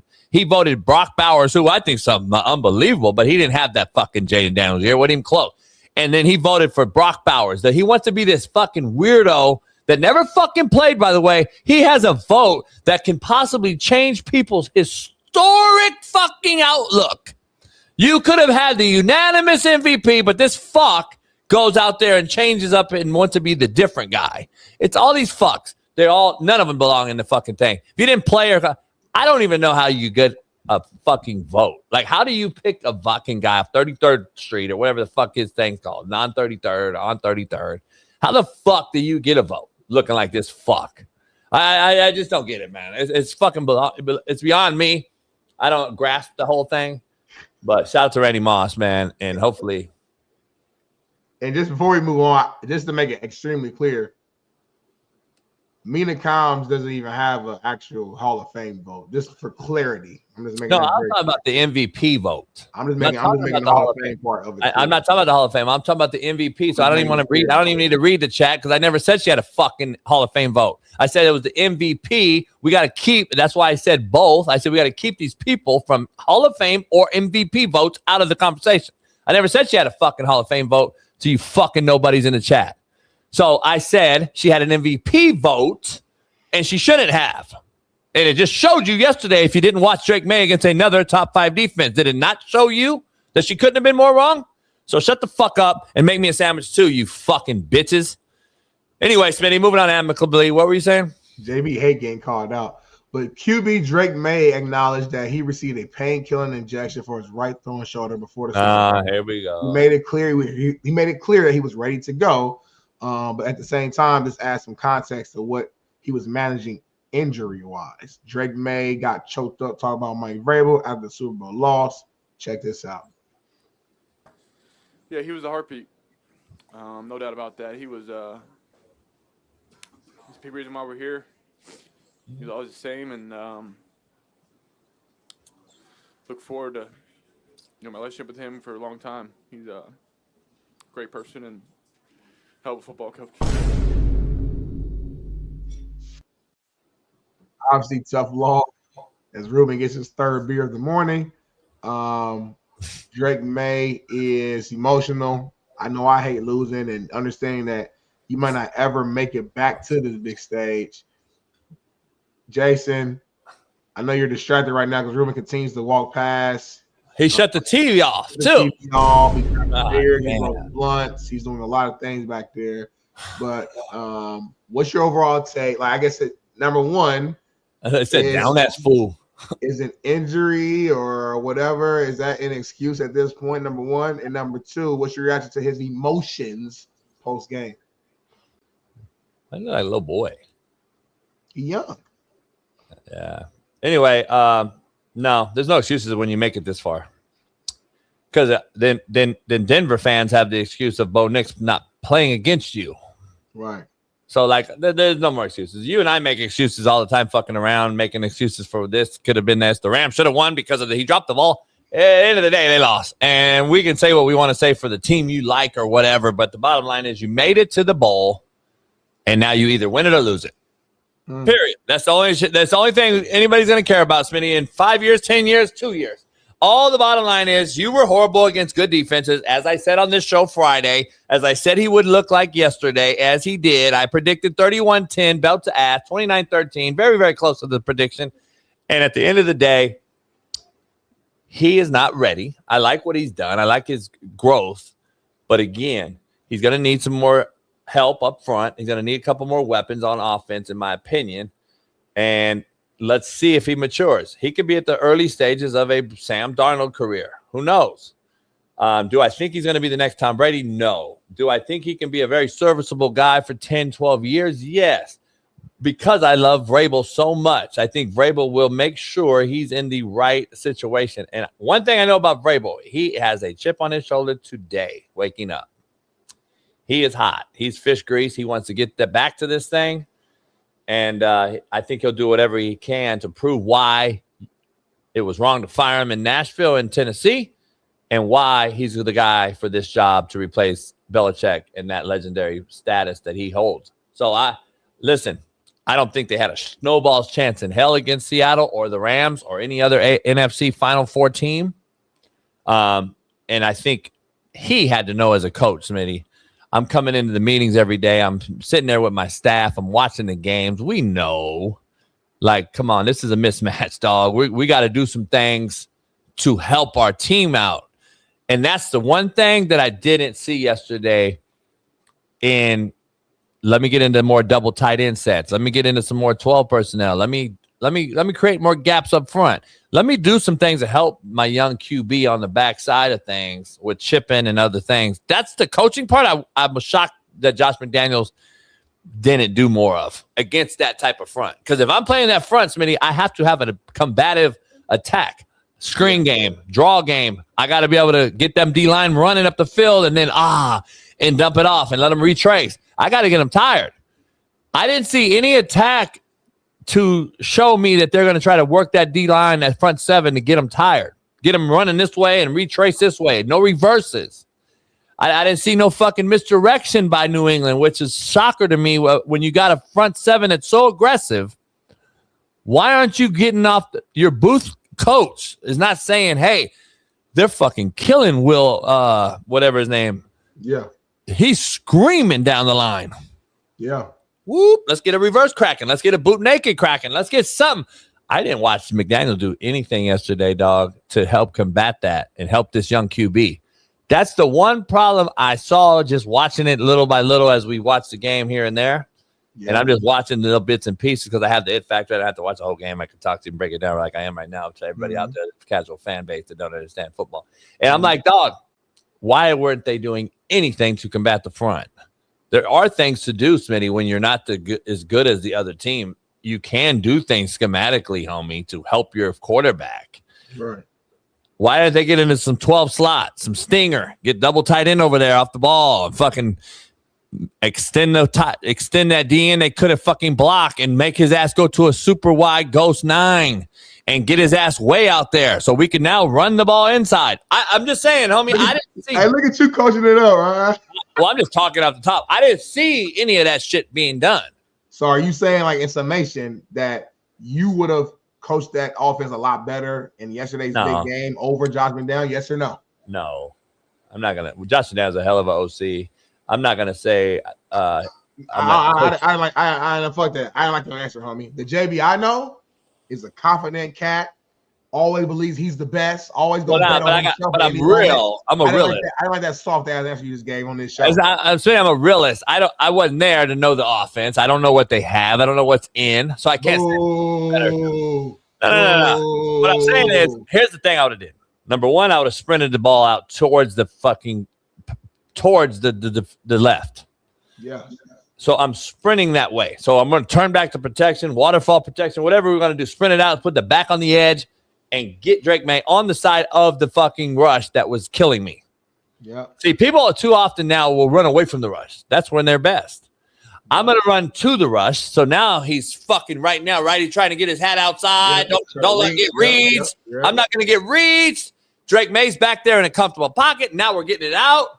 We're throwing it back, or we're throwing it back the other way. Let that motherfucker rush the fuck across the street. Route. Yep. I don't know what Josh McDaniels had in the game plan. All I'm saying is those are things I would have liked to see from an outside lens, watching a game as a former play caller, saying, all right, this is the things I would have did. Maybe they don't have that shit in. I don't know. I'd be crazy to think they don't. But I'm just saying I would have done that. And at the other side of the things, Smitty, we got too far. A lot of casual fan base, or a lot of casual fans that don't know really football, just DraftKings bettors. I would say, don't understand. I would have ran the football to the left. They ran away from it more often than not last night, and they were getting their ass killed because guess what? The plays were getting chased down, and they were getting back in the backfield. Right. I would have ran the ball at them. Yep. See, that's why I was a triple option guy, because I would have ran the ball and read that motherfucker that I couldn't block. I would have read his ass and helped the O-line men. What the fuck's his name? I would have helped him. Campbell, I would have helped him get a hat on the second level. You know why? Because if I can't block a pass speed rush guy one-on-one, my confidence is shot. Yeah.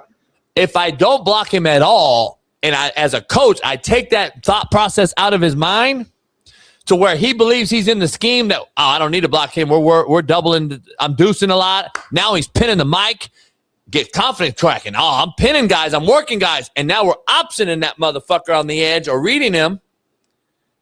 And now his confidence is out. Now if I need him without telling him, hey, you got to block this motherfucker this time. I don't need to say it at all, Smitty. You got to have the personnel to be doing the option, though, right? Drake. I'm not saying option. I'm not saying run option in the league, but Drake May is a guy that averaged 37.5 yards rushing a game. That's pretty fucking good for a quarterback. But context matters, though, right? Like, yeah, he was the number one rushing quarterback statistically because of that, but he's not a guy just fucking out here. No. Jackson running around. I'm not saying run speed option the whole game. I'm just saying you could have did some things to combat right at that DN, rushing right at that motherfucker. I would have ran speed option with fucking Drake May one or two times. Why not? I would have told my DN, attack the back every fucking time. Don't read it. Don't sit and read it. Hit the back every time. And let him get upfield and Drake keep the ball. We want that. And the macro level, the reason I'm doing that, Smitty, is to help out my fucking Will Howard, not Drake May. Will Campbell. It's to help Will Campbell, homie. Yeah. You see what I'm saying? He's already on his back. Look at him rocking already. Yeah. Look at that shit, homie. It's embarrassing. He lighting the ass. He's already on his heels, though, before the snap. He was rocking. It was false. Was it false start? Smitty, that's why you got to deuce and tray and do other things with that motherfucker and get that motherfucker filling himself with some pads on contact right now. Get his ass hitting. Get his ass out with the guard and double teaming some shit. No, I'm with you on that though. So the run block makes the old lineman feel like okay, like like I handle somebody. I've blocked a few times. Now when it is a pass set situation, I already got my confidence going. But if it is straight, just fucking pass, and I'm fucking kick setting, this motherfucker's coming at me, beating me inside, outside, spin move. It's like now I'm fucked. Now I don't know what's going on. Now I'm thrown off. Now I'm in my head. So. I'm with you, man. Definitely could have been a few different things that they could have done, but like you said, we're not in the room, and maybe Josh felt like there's some things that he couldn't do because of personnel or et cetera. Only you know your team the best. So who knows, man? But shout out to the Seahawks, man. Shout out to D. Lawrence, by the way. I mean, he left the Cowboys. He had that interview. It was saying how Dallas is always going to be home, and and I got my family there. But at the end of the day, I can't win there. And people were kind of like making comments at him, and Cowboys were mad that he said that, and then in year one he goes to Seattle and he wins the ring. So you was right, D. Lawrence, man. You made the best decision for your career, man. I'm excited for you. Moving on, man, to some other news, man. That's on the negative side. NFL star linebacker James Pierce Jr. was arrested Saturday on charges of aggravated battery with a deadly weapon, 2 counts of aggravated stalking and fleeing/eluding police after fleeing a domestic dispute and crashing his vehicle during a police chase. According to Duro Police Chief Edwin Lopez, James Pierce Jr. was accused of intentionally crashing his Lamborghini into his ex-girlfriend's car multiple times. Ex-girlfriend is WNBA young star Rakia Jackson, plays for the Sparks out here. She's from Detroit. I'm actually a fan of her. She's a hooper. Anyway, he was trying to stop her allegedly from getting to the police station. That's what the word is from law enforcement. So the incident led to cops chasing him. And, he was in San Francisco Thursday night for NFL honors as a finalist for Defensive Rookie of the Year. And now he's running. He ran into this. So it's just crazy, man. It's a young star, great year. And now he's getting arrested over some crazy shit. Go ahead. Is this considered a crash out? Hell yeah. Hell yeah. Like, because I'm picturing myself like, Oh, I'm real picturing crash the out. situation. He's in this car allegedly and just kept reversing, running into it, reversing, running into it, and just running into it. So she couldn't get from point A to point B. What type of shit is? So I guess the weapon they're saying is the car, from what I read. He hit a cop and ran him over too. So he ran him over. He ran a cop over, hit him in the bottom of the leg. Yeah, flipped him up. Yeah. And I saw him that was arresting. This motherfucker pretty strong now. He was out here. Yeah. Like, see that cop, I saw a cop, swole ass cop too, come over there. They had to bring the swole cops in. Yeah. The racist one. I mean, dude, 6'5", 250. Who is? James Pierce. He's like 6'5", 250. Yeah. Here's the thing. I'm tired of the fucking defense of these guys. I really am. Like, whoever defends these guys on social media, I'm tired of you fucks. No, I'm not defending at all. No, I know that I'm tired of the defense on social media that continues to talk. And this is when it leads into the shit that I'm about to say is the worst part. That's the one I go at hard. Well, Smitty, this guy, we got to get this kid some help. We got to help him. We got to get his mentals helped out. We got to get him checked out. Shut the fuck up, man. You're the reason why these motherfuckers are soft pussies as they are. I'm so tired of hearing the whole I need help thing. I need to get him help thing. By the way, Dave, my boy Bone, he follows it. Hitting women makes you tough, soft ass motherfucker. I'm sick of hearing that we got to get those young men help. Thank you, Braden Fox. Man, about to lock his ass up in a cell with some real motherfuckers and see how they feel about hitting females. That's true shit because they'll fuck you up. I'm glad Braden called this out as a former player. I know Sheldon's against this type of behavior as well. So is Smitty. Any real man, yeah, you know where I stand. Yeah, you put any your real hand man on the woman, you a bitch. And I don't know the full story yet, but like, yeah, she goes to the cops for a reason. and you know, I was bringing up Dave because Dave follows it WNBA like you. He's a real hooper. He follows any hoop, and he was like, she broke it off with this cat months ago. Mm-hmm. So Dave knew the more of the story. I didn't even know who she was. Broke it off months ago, and this motherfucker is still like stalking her. Yes.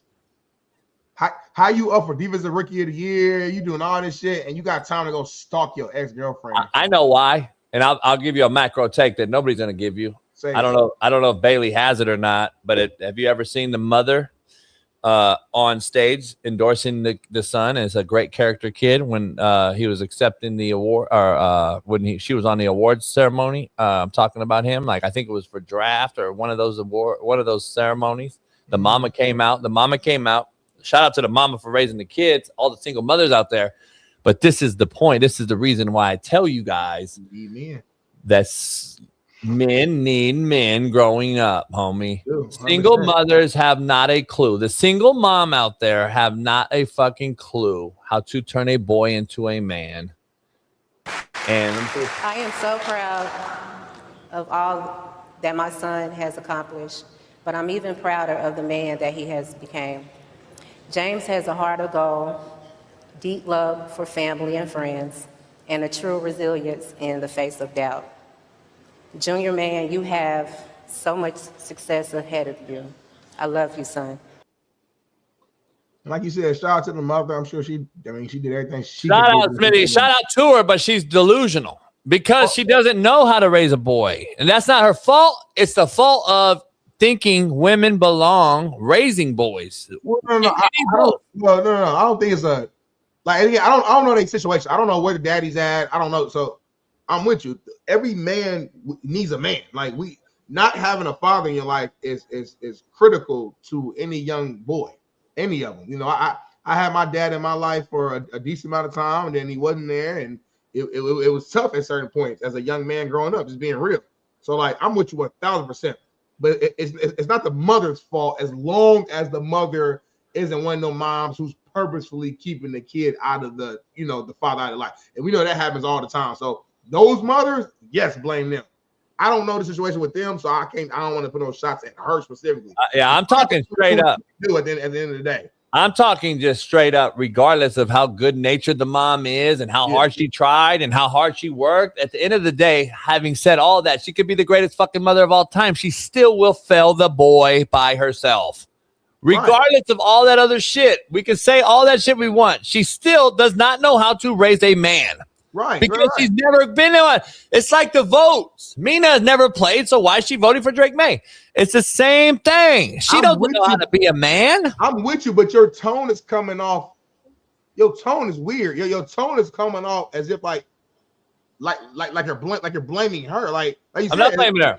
Right. Like it's not like at the end of the day, if the daddy don't want to be in the kid's life, what the fuck the mom supposed to do? Like, you know what I'm saying? I never blamed her. I said this is the reason why. At the end of the day, what happens to kids because the mother's stuck raising them. She doesn't know. It's not her fault. I never said it's her fault. I said at the bottom line, macro level, you don't listen. I do listen. She cannot do it no matter what she tries. She'll never be able to do it. Good-natured, good-hearted or not. It doesn't really matter. It's not like I don't believe she's sitting at home trying to fail the kid. Right.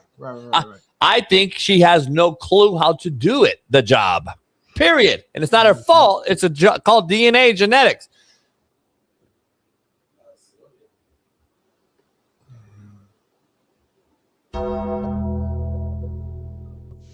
Who's that? Oh, yeah, your mom. Yeah, Ruben saying that's his mom. No, like situation. I thought you meant the person that was just on the Maya. Yeah. So, I don't know, man. Listen, at the end of the day, I'm not saying it's her fault. What I'm saying is she just is in a no-win situation. Like, she's in a no-win situation as long as so many other single mamas. So, at the end of the day, this kid never, for whatever reason, we don't know what happened. Maybe he got beat too badly. Maybe he didn't get beat enough. Who knows? We never know. They said serial killer the same way. We don't know what the fuck happened. Or maybe you raised your kid the right way and your kid just made a decision they wanted to make. Sometimes. Now, you know me, I'm quick to put a lot on the parents. I think parents, you mold your kid. But at the end of the day, once JB turns 18, 19, 20, once Big Smitty turns 18, 19, 20, Bailey, whatever, we are grown. We young, but grown men. And we make our own fucking decisions. And I remember you always tell me, JB, one of the most disappointing moments in your personal life is when you had to sit on the other side of that damn glass and your father was on the other side. You had to look at him. I'm not blaming your daddy for that. I'm blaming JB for doing that. So sometimes the kid just gonna make a bad decision, and we gotta learn from that too. Me too. I've done stupid shit in my life that I can't blame my mom and my daddy for. I was conscientious of what the decision I was making. I made that decision at that time, and that happened. So sometimes I want to make that clear. It's not always the parent. Well, no, I'm not saying it is at all. And by the way, I own that as my fuck up. There wasn't one blame other than anyone but me on that whole thing. And guess what? You either fucking fix it and learn from it or move on, or become that guy. Yeah. These cats don't fucking fix it and learn it because of, though, the belt to ass that the motherfucker that I'm looking at and fucking feared letting down would have gave me. Yeah. Period. We don't have that no more. We just don't. We don't have it no more. Whether it's love, whether it's fear, whatever it may be, we don't have it no more. Right. So at the end of the day, listen, I made that grown decision. I was already officially grown, by the way. I was fucking 18, so it wasn't like I was 11. Then we have a different conversation. At 11 years old, if I'm out hitting licks and robbing banks, then there's a different conversation. Then you can look at my parents and say, "Oh, they fucked you." 1,000%. Or whatever. Yeah, I was a grown man. I knew what the fuck I was doing. 1,000%. And James Pierce is a grown man too. So like that's my point. Where he's like beyond grown. He's making like money. Grown. He's making career money. Yes. There's a whole different grown man. That's a whole different grown man, by the way. Yeah, he's. I think these kids, homie. I truly believe that you put all the crabs in a bucket, and you try to get out of that. It's all the same person in that bucket, and only one of them gets out.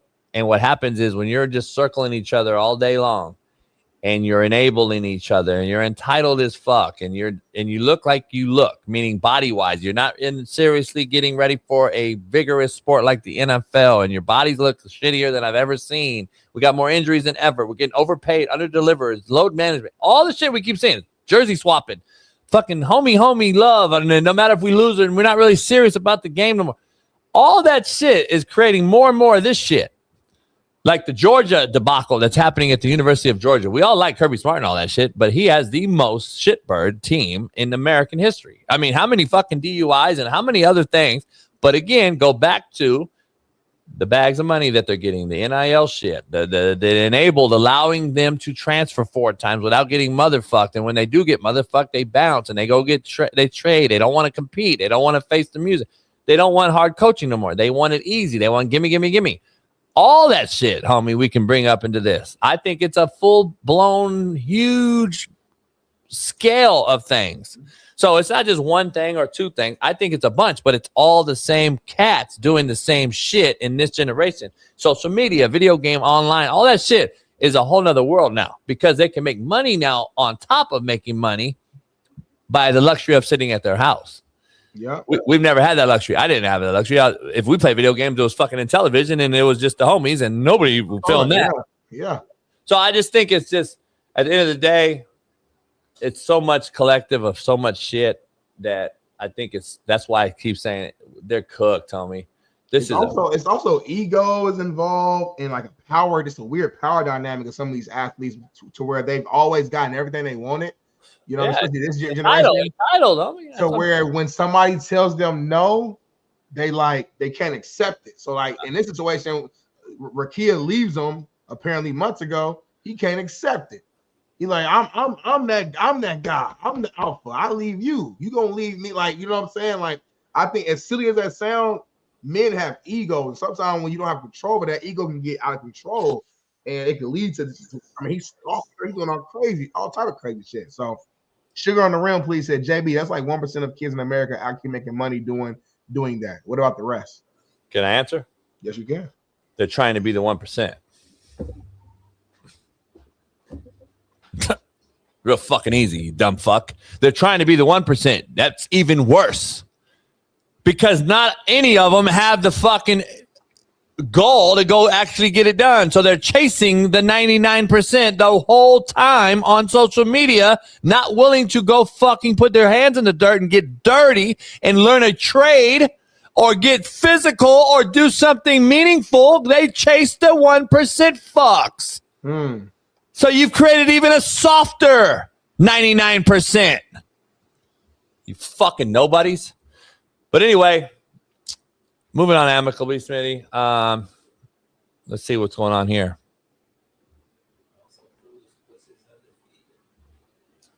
What the fuck is that? Alan, what the fuck is that? What happened? Well, now I know why this motherfucker. Huh? I'm listening. I'm listening to you. What you talking about? I don't know what's going on. Bailey can put it in.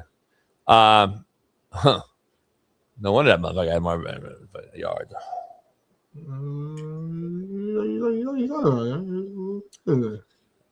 Yeah, but anyway, wow, that's wild what these motherfuckers do. But anyway, we've already talked about it. We'll show it as we talk. But I'll keep it rolling there, man, real quick. Stephon Diggs and rapper Cardi B have unfollowed each other on Instagram after the Super Bowl loss. Diggs' ex-girlfriend was spotted near the team hotel this week and caused major speculation. Cardi B was allegedly lit while commentating the Super Bowl flag football game. Not allegedly, she said she was lit. She said she was drunk. So she was drunk. Drunk. And they said she was wilding out. You know, she tried to do a little pose with the robot, and I know she got tipped over and fell. And there's a video right here, man. Let's check it out. Good parties this week. Honey, I just came from a party. I took like 7 shots. I'm lit. Y'all talking to me, and I'm drunk as a motherfucker. And you ain't bring nothing?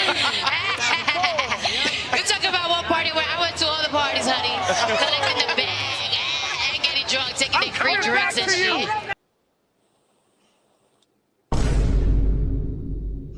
So shout out to Cardi, shout out to Stephon Diggs. Listen, man, I don't know. The fact I said this earlier, you folks who like really do the research and try to find out who's following who and who's unfollowing, that's some weird shit to me.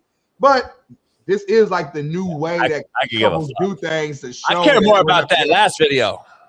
Huh? I care more about this video. Break this down. You break it down. What the fuck's he wearing, homie?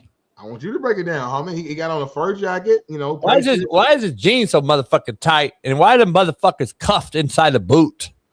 Well, that's just part of like the swag for him because the boot matches with the jacket, so you want to make sure that you see the full boot, like the full like long part of the leg part of the boot. Because the jeans go down, it's gonna cover up half the shoe, so you can't showcase the whole shoe. So they already have broken up right here, or what are we saying here? What do we know? I'm just saying. I'm asking you like to break down. Like I'm asking you to break down as if they were. Go. So this is pregame. So we're gonna go post game.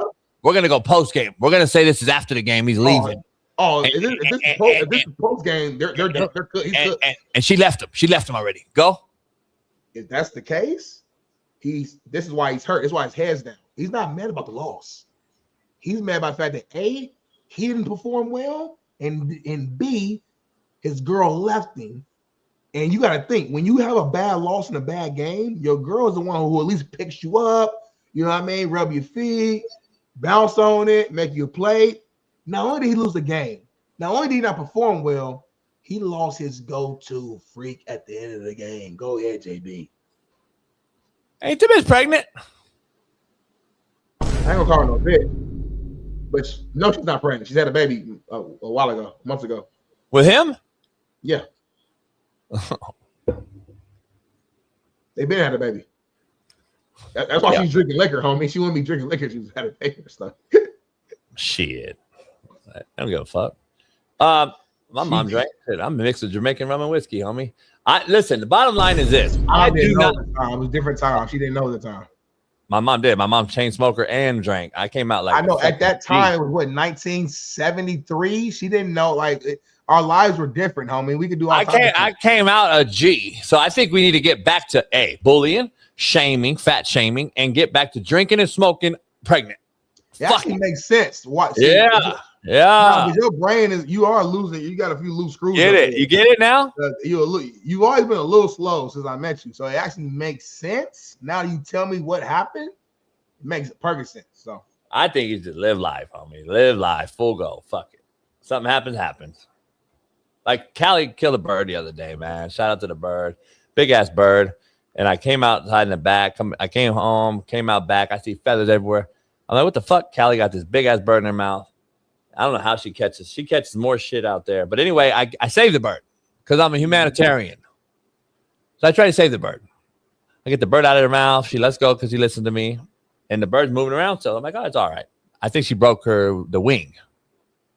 So I get the shovel, pick up the bird, put it on the hill away from the dogs because Ash now trying to get at it. And then I'm like, all right, let's see what happens. I came home that night. I had to go. I gave it a shot. I didn't know what else to do. I came home and it was on his back dead. So I don't know if she like punctured a lung or I guess if you break a wing on a bird, I think they just die. I don't know. I don't know how the situation, but I tried to help the bird. So I did my good deed for this particular month. So I tried, Smitty, but it wasn't enough. So the point is, we could try and talk and all that shit. At the end of the day, sometimes it's just not enough. It's just not enough, Smitty. The bird died.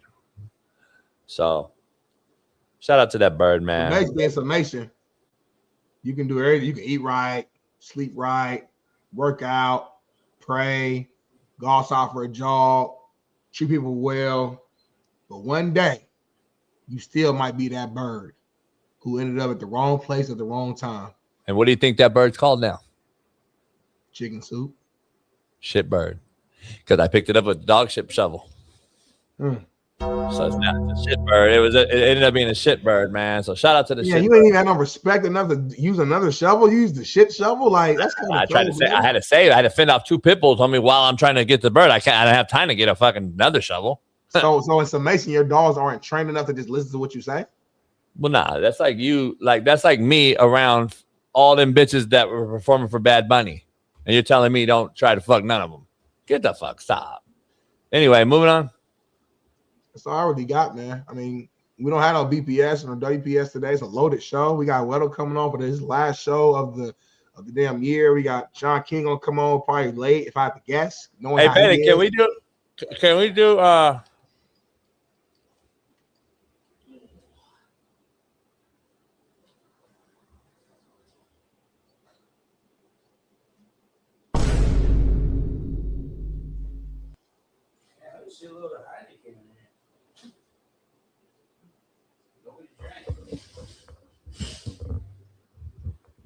What?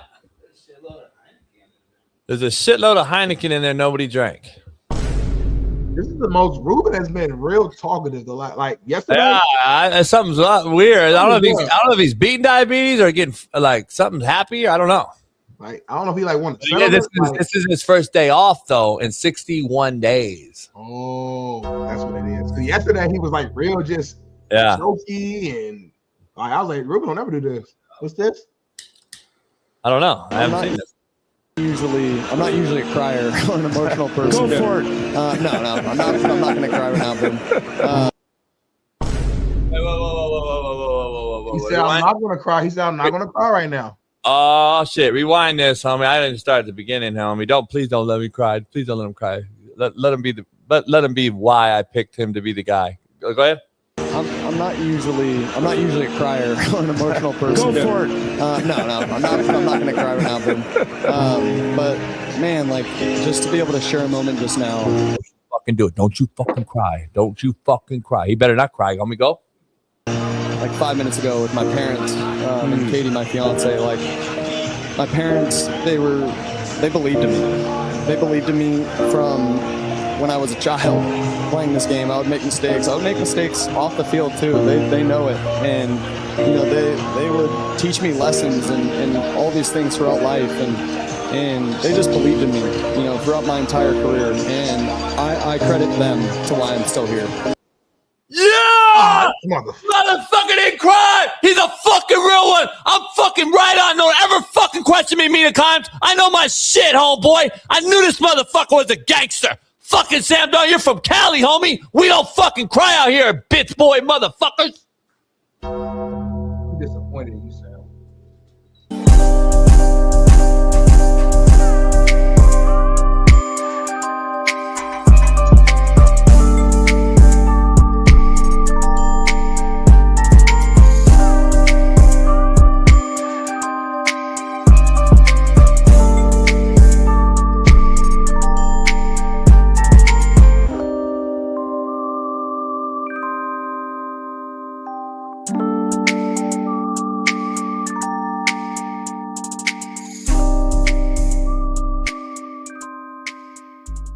NFL officially appointed influential storyteller Dar Mann as its first ever chief kindness officer. I thought that was a joke. And creator of the week for Super Bowl. Is this a real deal or is that's a joke? I'm not going to respond to because I don't know yet. Let me see. It's a real deal.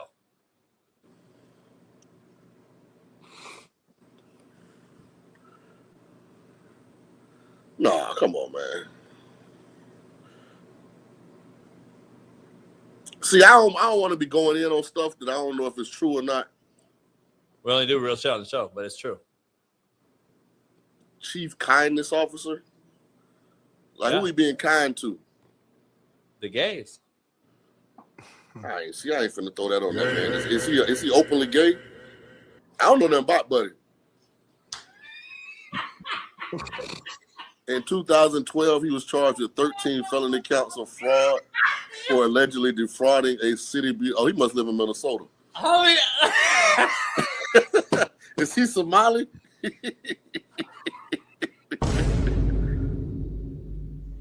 Hold on, homie.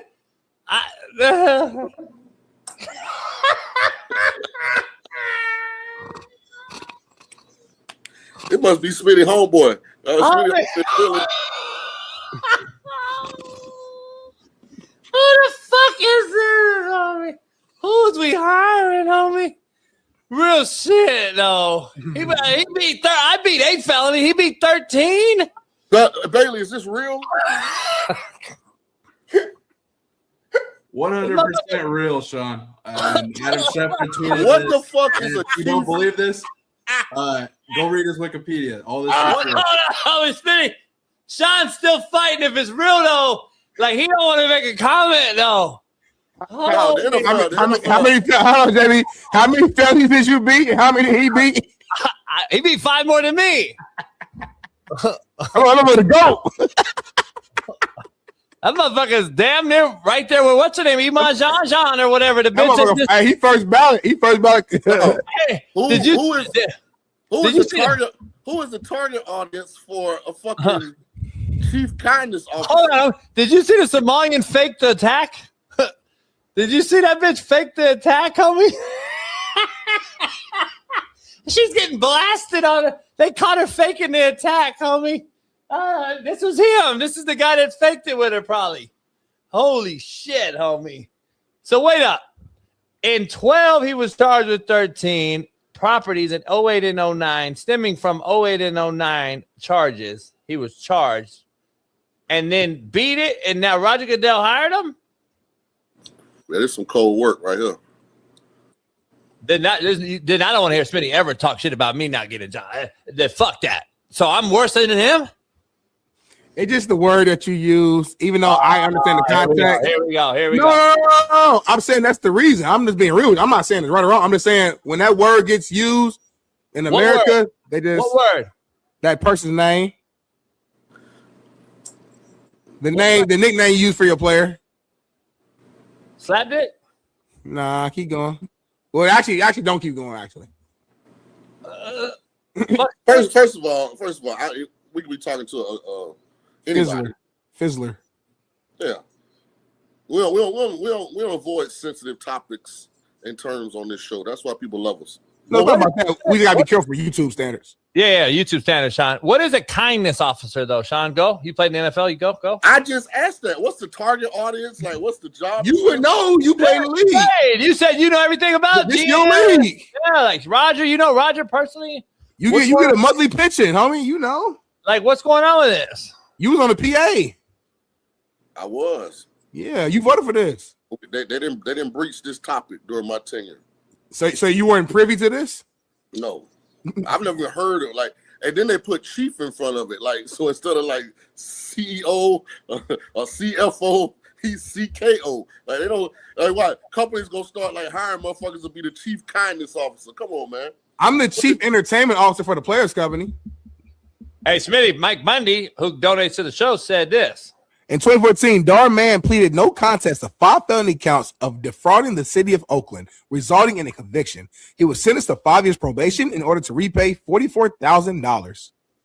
That's your face on Mike Bundy's deal. By the way, there's a commercial. There's like a little AI thing that we got to show. I should have sent it back. It's on Twitter. That's where you got that picture from, by the way. It's on my Twitter somewhere. I got to find it. I'm here for my first day. Starman, our new chief kindness officer. Here's your badge. And if you need anything.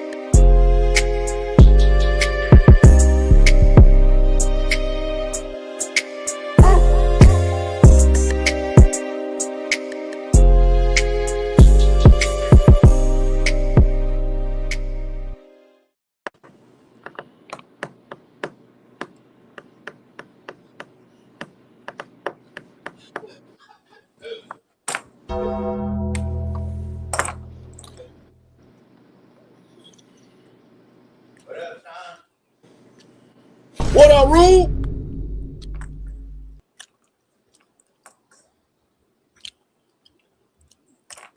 I don't know if you're deserving to be on the show today. AJ McCarron and I saw you live yesterday, man. Well, AJ McCarron had a discussion. He called me and said, I think it's very warranted that you should be suspended or some sort of repercussion for your picks, because to take New England money line is egregious. I think it's damn near like suspendable. So we just wanted to clear the air and make sure we posted that out there. And Darnell, any take on his money line pick. I mean, that's just a guaranteed win. Like, it's not a fucking point. It's just a guaranteed win. I would love to like go in on Shaun, but if you remember, I actually was somebody who agreed with Shaun that day. Oh, I know, but I can't do nothing with you. So I gotta own up. I gotta own up to it and say that we were wrong. I can't do nothing. I can't do nothing about you right now. My reasoning, though, I didn't like the Kubiak situation. That was just my main thing. Like, that was my main reason. He's out here interviewing and for the OC job or whatever, or her head coaching job while he's trying to get ready for the game. And we've seen that play out in prior Super Bowls, and that was my main reason why I thought. Other than that, on the paper, we all knew the Seahawks were better. Hey, Smitty, let's be honest. Yeah. It wasn't an egregious pick. He just wasn't ready. Like he wasn't ready. Like, this was one of them games. New England was playing so good on defense. Yeah. Like, holding Seattle to field goals. Like, if they could have got anything out of the Patriot offense in the first half, anything, it's probably a different game. But Drake May just wasn't ready. Go ahead. People made such a big deal about the New England O-line. The Seattle O-line was just as bad. Sam Darnold just stood in there and got to his check down, made a couple throws to extend some drives, and at least got some field goals, some points. New England had 0, dog, through 3 quarters. 0. Talk about that pressure, though, Shaun. You're the perfect person to speak on it. I mean, you played in the conference championship game as a rookie, right? As a rookie. So let's start. And obviously, just as year 2 for Drake May, but still similar situation, right? Being a young cat playing in one of the biggest games in your life. Like, do you think the pressure just was too much for him, or was Drake May? Did we overrate him already? Like, what do you think the situation was? I just think you don't ever know how an inexperienced player is going to act on certain situations until they get in the situation. Yeah. I didn't think Josh did a great job of helping him, but I also didn't think he was comfortable when his first selection wasn't there. I don't think he did a good job of staying locked in and getting to his check down on time. And it happens, man. It happens. But as far as my pick being terrible, I felt like New England's defense did exactly what I thought they were going to do. I mean, they kept them in the game. I thought I thought the Patriots were going to generate some offense. But so let me ask you this, man. One last point. Yeah. Because the Patriots had made Herbert, Stroud, and Stidham play bad, we overlooked the fact that Drake May played bad in all 3 games as well. Let me ask you this, though, homie. So, like, I came on here and I admitted, hey, I was completely wrong about Sam Darnold, and I would never say anything bad about him anymore. So where do you stand now? Now that it's over, season is over. Sam Darnold's a Super Bowl champion. We can never take that away from him. Where do you stand when it comes to Sam Darnold? It's the reason Kenneth Walker got the MVP. Like, no offense to Darnold, he managed the game properly, but I mean, it's a reason that Kenneth Walker got game MVP, and he didn't even score.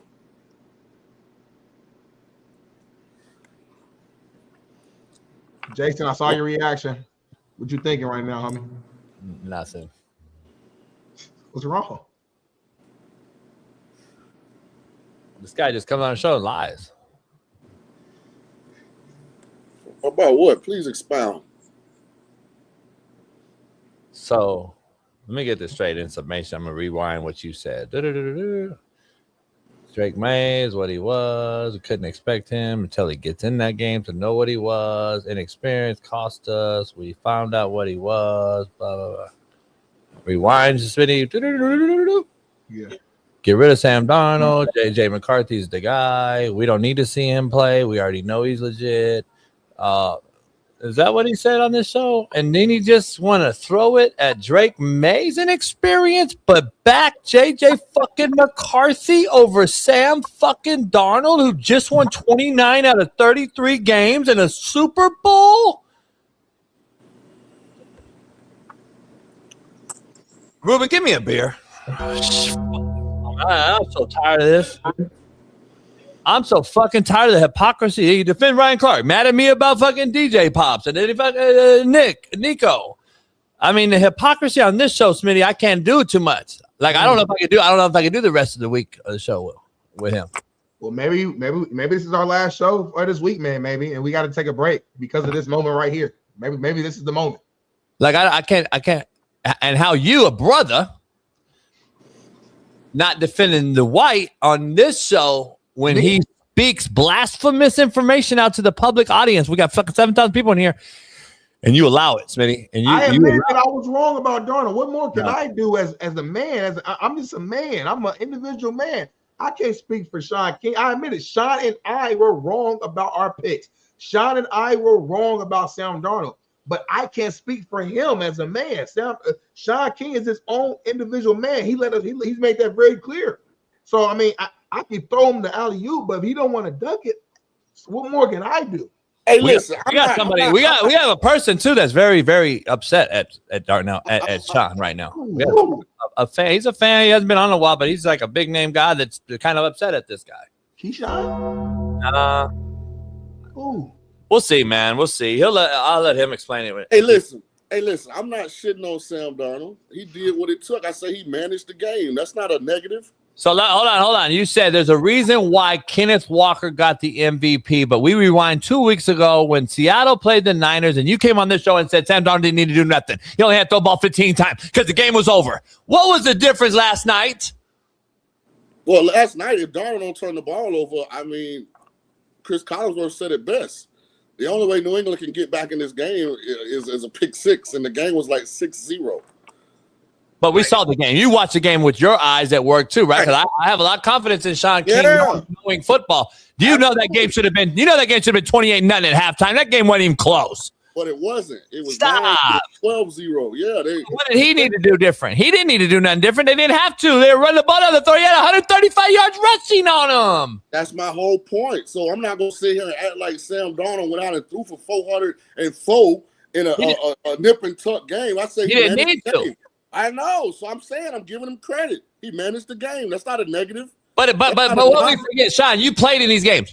What we're forgetting here is the fact that he could have also been a quarterback we've seen in the NFL that's fucked off the game and thrown fucking pick six and thrown pick and fumbled the snap. And you know what I'm saying? Like, he could have did a lot of things, right?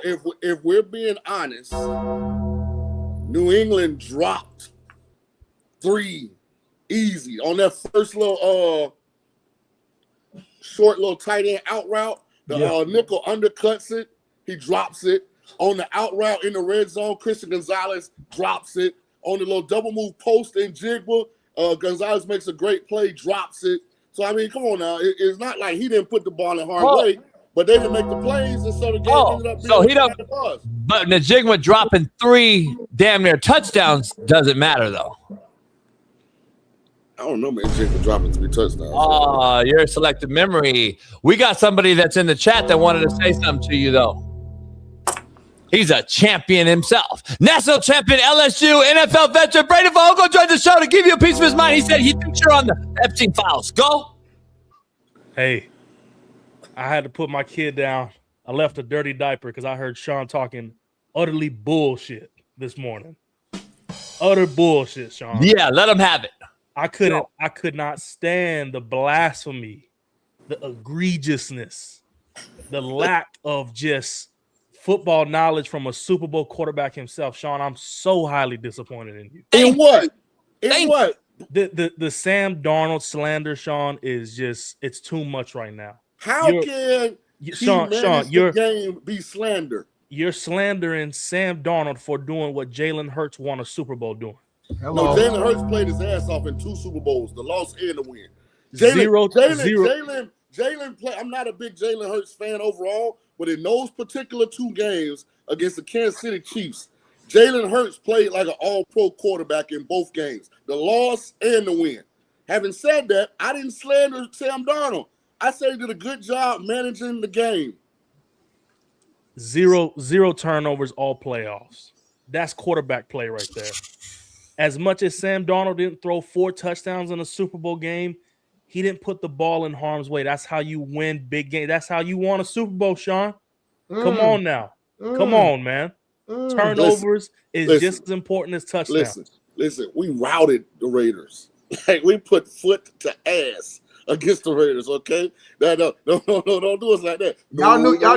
the whole scheme. Y'all knew the whole scheme. Hey man, you weren't even born yet, man. Shut your young ass up. Gruden was over there. He knew the whole great scheme. I'm not gonna allow this to be. I slandered Sam Darnold. I can admit I was wrong. I thought the Patriots would win.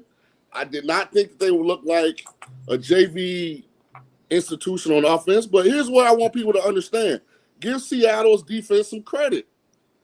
Seattle in 2 of the 3 playoff games was so good on defense that all the offense had to do was not turn the ball over. Their performance against San Francisco and New England is like all-time great shit. Or maybe Shaun, Smitty, and Mina Kimes were all on the Drake May dope, and New England was just a bad team. Nope. Hey, what the hell I do, Braden?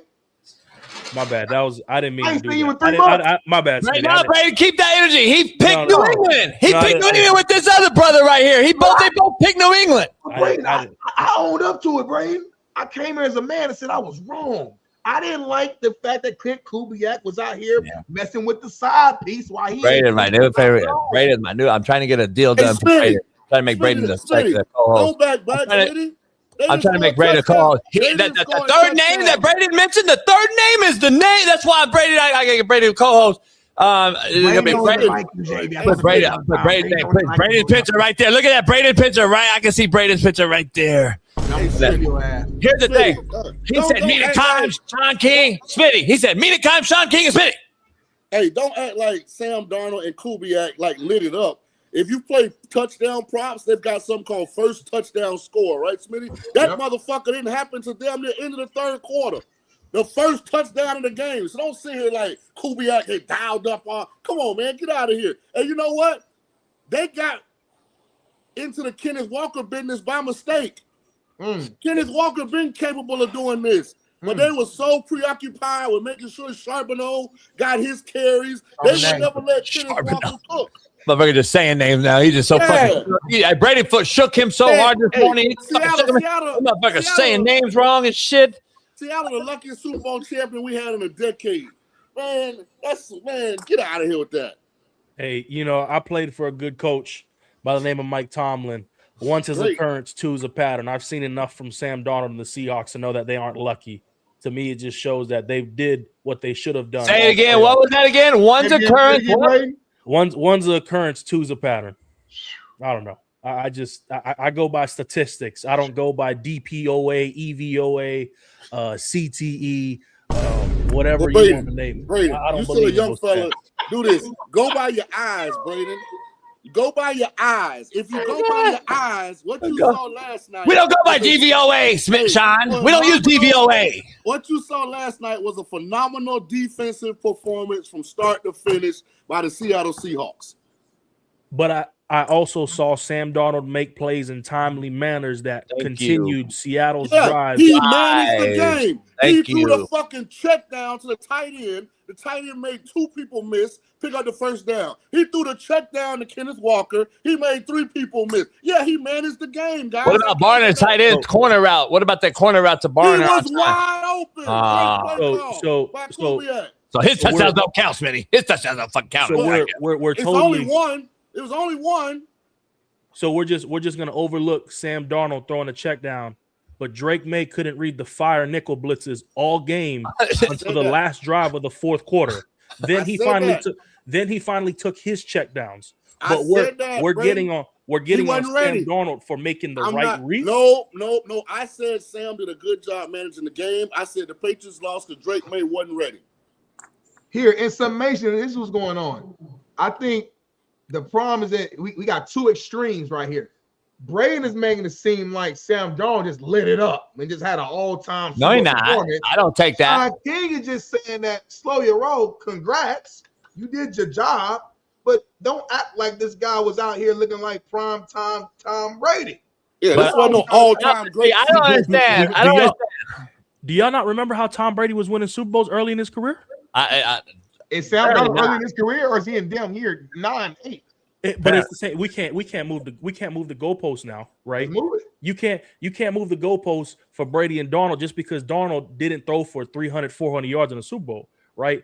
As much as we like to call it game managing, he still won the game playing Braden, the right way. Braden, you know the irony of this, Braden? Taking that from him. Nah. I'm not gonna let this blasphemy occur here. Braden, the irony is they bash me every year when I call out Patrick Mahomes never throwing for a 300-yard Super Bowl, and they bash me because I said he's dinking dunk, bubble screen, Andy Reid devised system ass. Be consistent then. I am being consistent. Stand on it, homie. So that's what Wait up. Braden's proving the point. He said he did everything right. Y'all said Patrick Mahomes did everything right. But you praising Darnold for doing the same shit that fucking Mahomes did that you crucified Mahomes, homie. You ain't No, I'm not. I'm telling you, no, there's a difference on me. I said Patrick Mahomes is overrated. I said there's a reason why he threw for 181 yards because Andy Reid's having to devise shit and giving him fucking double reverse, fucking throwback to Kelsey underneath center, taking a snap, all this crazy shit. You're talking about a guy that just didn't have to do too much because guess what? They were the number 1 seed. They had home field advantage. They missed it. They didn't have to play the round 1. They host the Rams after blowout of the Niners where he only had to throw the ball 15 times. He didn't have to do nothing. We've seen don't make these same excuses for Mahomes and the Chiefs, who also had a top 5 defense, who also had number 1 seed, who also had home field advantage. Every excuse you make for Sam Darnold. How many quarterbacks have we seen in the same scenario we just saw with the Seattle run? Fuck up the game too and lose it. Come on now. He could easily do pick 6, fuck the game off easily. Hey, Josh Allen probably would have turned it over 7 times yesterday. No. Hey, let me ask y'all an honest question. If this goddamn Sam Darnold was so good, then why did a running back that didn't score win MVP and second in the MVP voting was the fucking field goal kicker? Now put some. Please let me know. So wait up, hold on. So now we don't know football. So now Sean King. Hey, Braden. So now Sean King don't understand how fucking football works. So no, I watched the game. Hold on, we got a real Super Bowl. We got a real Super Bowl champ. We got a real Super Bowl champ that needs to say something. We got a real Super Bowl champ. Our main man Eric Well joined the show. What up, boys? E-Dub, I saw your name on the ballot for Hall of Fame next year. You are on the Hall of Fame ballot to get in next year, and guess what? I think Mina Kimes is going to screw you. But anyway, let's keep going down the line.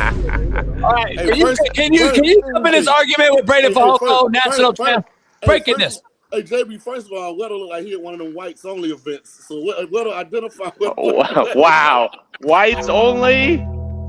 Y'all crazy. I'm out here actually on a hike with the old lady back there. Say what's up. Hey, Miss Weddle. We're doing New Year's resolution to do Iron Mountain once a month together. Where's that at? It's right in Poway. It's like a 5-mile hike. So really, we're gonna, we're just out here trying to be great. Braden, so what are we arguing about? You guys are all. Braden's been doing yoga, and fucking Sean King just continues to like get fatter. I'm actually losing weight. Smitty's gotten fatter. Smitty doesn't work out no more. He eats fat shit. So we're arguing about. Braden Fox said, "I gotta come on, JB, right now because this." Yes, I love it. Let's go. Blasphemous that Sam Darnold's getting bashed by Sean King, former quarterback, because he knows he was wrong the whole time, but I've been right for the last 2 years. 30 wins, 30 victories the last 2 years. All right, E-Dub, can you be the voice of reason and break the tie here? So what's the argument? They don't understand. I said Sam Darnold did a good job managing the game. But I said reason a running back was MVP who didn't score, and second in the MVP voting was the fucking kicker. Yeah, I mean, I think 2 things can be true. Did they win because of Sam? Yeah. Did he play like a MVP, one of the best quarterbacks in the league? No. But when you guys like, when you get in this game, it does not matter how it gets done, right? And for Sam, like, man, let's just appreciate his journey and coming back from the slums of the earth of where he was to now a Super Bowl champ. Who cares if you're not? Stafford wasn't the MVP of his Super Bowl, right? So yeah, so I mean, he made some ridiculous throws in that game that those guys dropped early on in that game. I'm like, oh my gosh, this guy is putting these on the money in between two defenders. But at the end of the day, he didn't turn the ball over, right? That defense, that team overall, we knew going in was better across the board. JB said it, 31-14 was the score he picked or whatever it was. I thought it was going to be a 10-point win. And it showed. The Pats were outmatched. May was seeing ghosts like Darnold was Eric, 8 years ago. Eric, And Eric, let me ask you a question, Eric. First, he said Eric, not E-Dub. Wow. Hey, E-Dub, he pissed off. Do I even acknowledge that? Wow. He's mad. I think one person calls me Eric. It's my wife. So what's going on? What's going on, Key? Listen, hey, I'm your defensive backs coach. I'm the D coordinator. You're playing nickel on that first little inside out route that should have been a pick six. Like, you tell me you're not picking that going to the house, that read, that jump on that. Like, he threw about 4 interceptions. The Patriots didn't catch none of them. You want to talk about drops? Yeah, I mean, that goes into it. Pats didn't make the plays, man. We see it every game, every year. The one in the red zone, the high red zone right before half, getting Chris the field goal. Yep.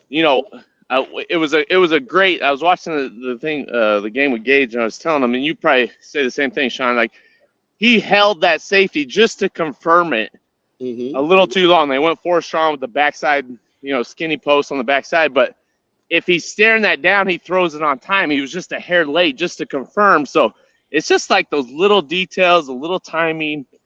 But at the end of the day, man, he's a Super Bowl champ. Super Bowl champ, boy. Braden Fox comes on the show. He's a historian as a youngster. He's barely 30. Man, Braden the worst picker ever. Braden 0-15 the last 15. He's better than you. He's one pick better than you. He's one pick better than you. He's one pick better than you. And he's still better than you on this show. He's still better than you on this show. But I bet you dollars to dimes that Braden could answer this question I'm about to ask him. E-Dub, are we all forgetting all of a sudden that 3-time Super Bowl champ Troy Aikman's one of those MVPs that game was a guy named Larry fucking Brown, a safety in the game, and Troy Aikman was 75% Steelers, 2 pick sixes. And now all of a sudden Troy Aikman doesn't deserve that Super Bowl either, or what? Can't be quiet now. You know what? I think the bigger issue of all of this in this entire game was the adjustments or lack thereof. The Patriots sliding the prison. I mean, how many times they 4 strong and couldn't pick Hello, Drake. He had the field. Can we re-ID and pick this up and just torch his defense that we saw Stafford do 2 different times? That's why I tweeted that out. There's levels. There's levels to guys. There's a stud. And I think he's the rest of his career to grow and learn from this. But at the end of the day, there's only one staff in this league, and he proved it. Yeah, that's no doubt. And Braden said it earlier. He couldn't pick up the nickel. He had no idea where he was coming or going. E-Dub, it was really odd.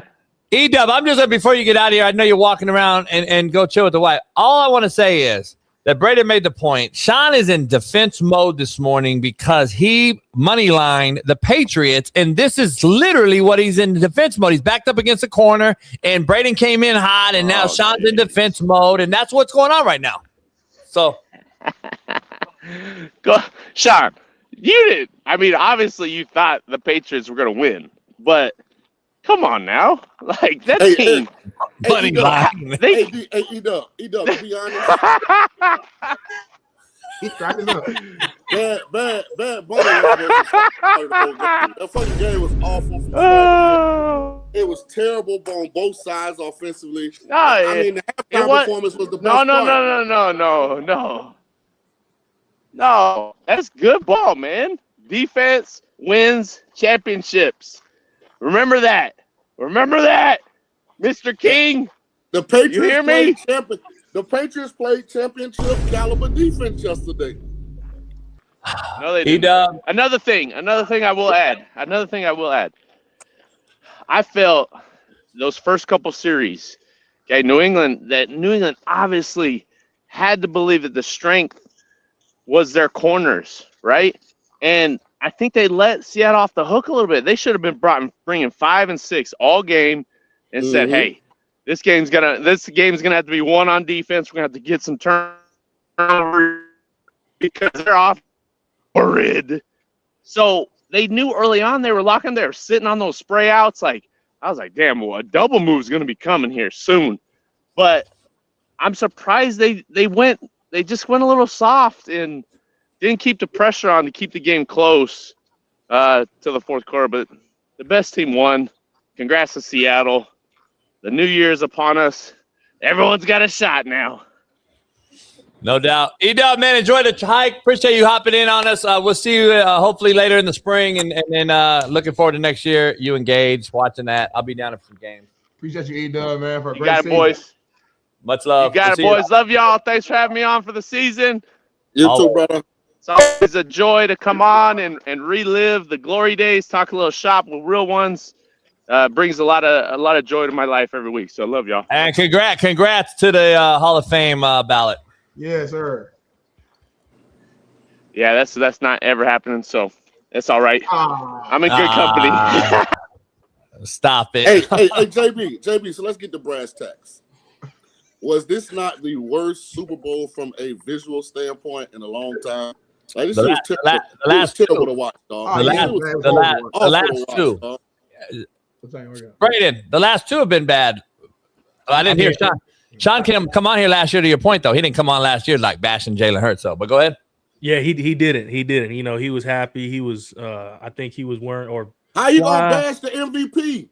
So hey, wait. So look, when Russell Wilson threw for 206 yards, 2 touchdowns, had a 123 rating, and Malcolm Smith won the MVP, was that justified? So does the MVP justify who's the best player in the game?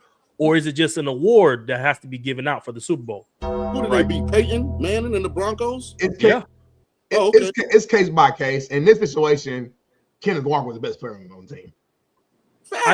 I think he was the most impactful. Yes. Right? I don't think he was the best player. I think he had impactful plays in the game. Man, Braden.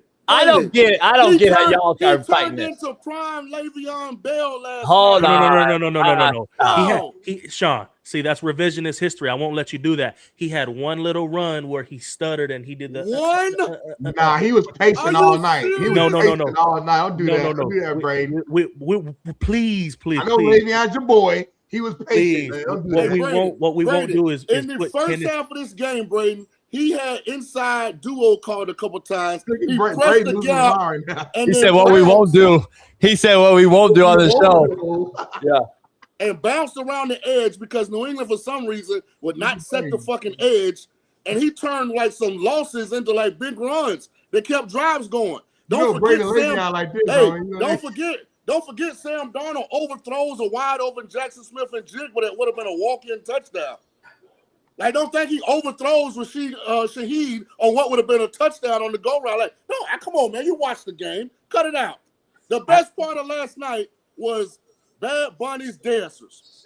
That was the best part of last night. Shout out to Bad Bunny, because, boy, he had some real ones out there, boy, doing the two-step, the tango, the rango, and the pachango. Which part of the dancers you was talking about? I saw. Here y'all go. I don't know. There was. It was some bad. Hey, Braden, I know what clip I was talking about because we showed it already. But other than that, it was some baddies out there. Oh, I ain't talking about the little two dudes that they panned over real quick. You know what I'm talking about. Start to finish, he had them things out there. Start to finish, Braden. Stop bullshitting. Wiggle with it. Shake it. Shaun, I see you. Hey, yeah, dude. I caught that live, but I don't discriminate. I don't discriminate. Braden, I didn't even see this live. The fact that your eyes, your antennas was able to pick this up, I don't like that, Braden. I don't like that. Hey, Smitty, I saw it live too. My brain didn't even see this. I didn't see this. But it's like being in a major nightclub and it's like 5,000 of the baddest things you ever seen dancing. Yeah. And then there's 2 guys over there dancing. They can do what they want. They ain't gonna distract me from what's really going on out here in these streets. Shout out to my boy Bad Bunny.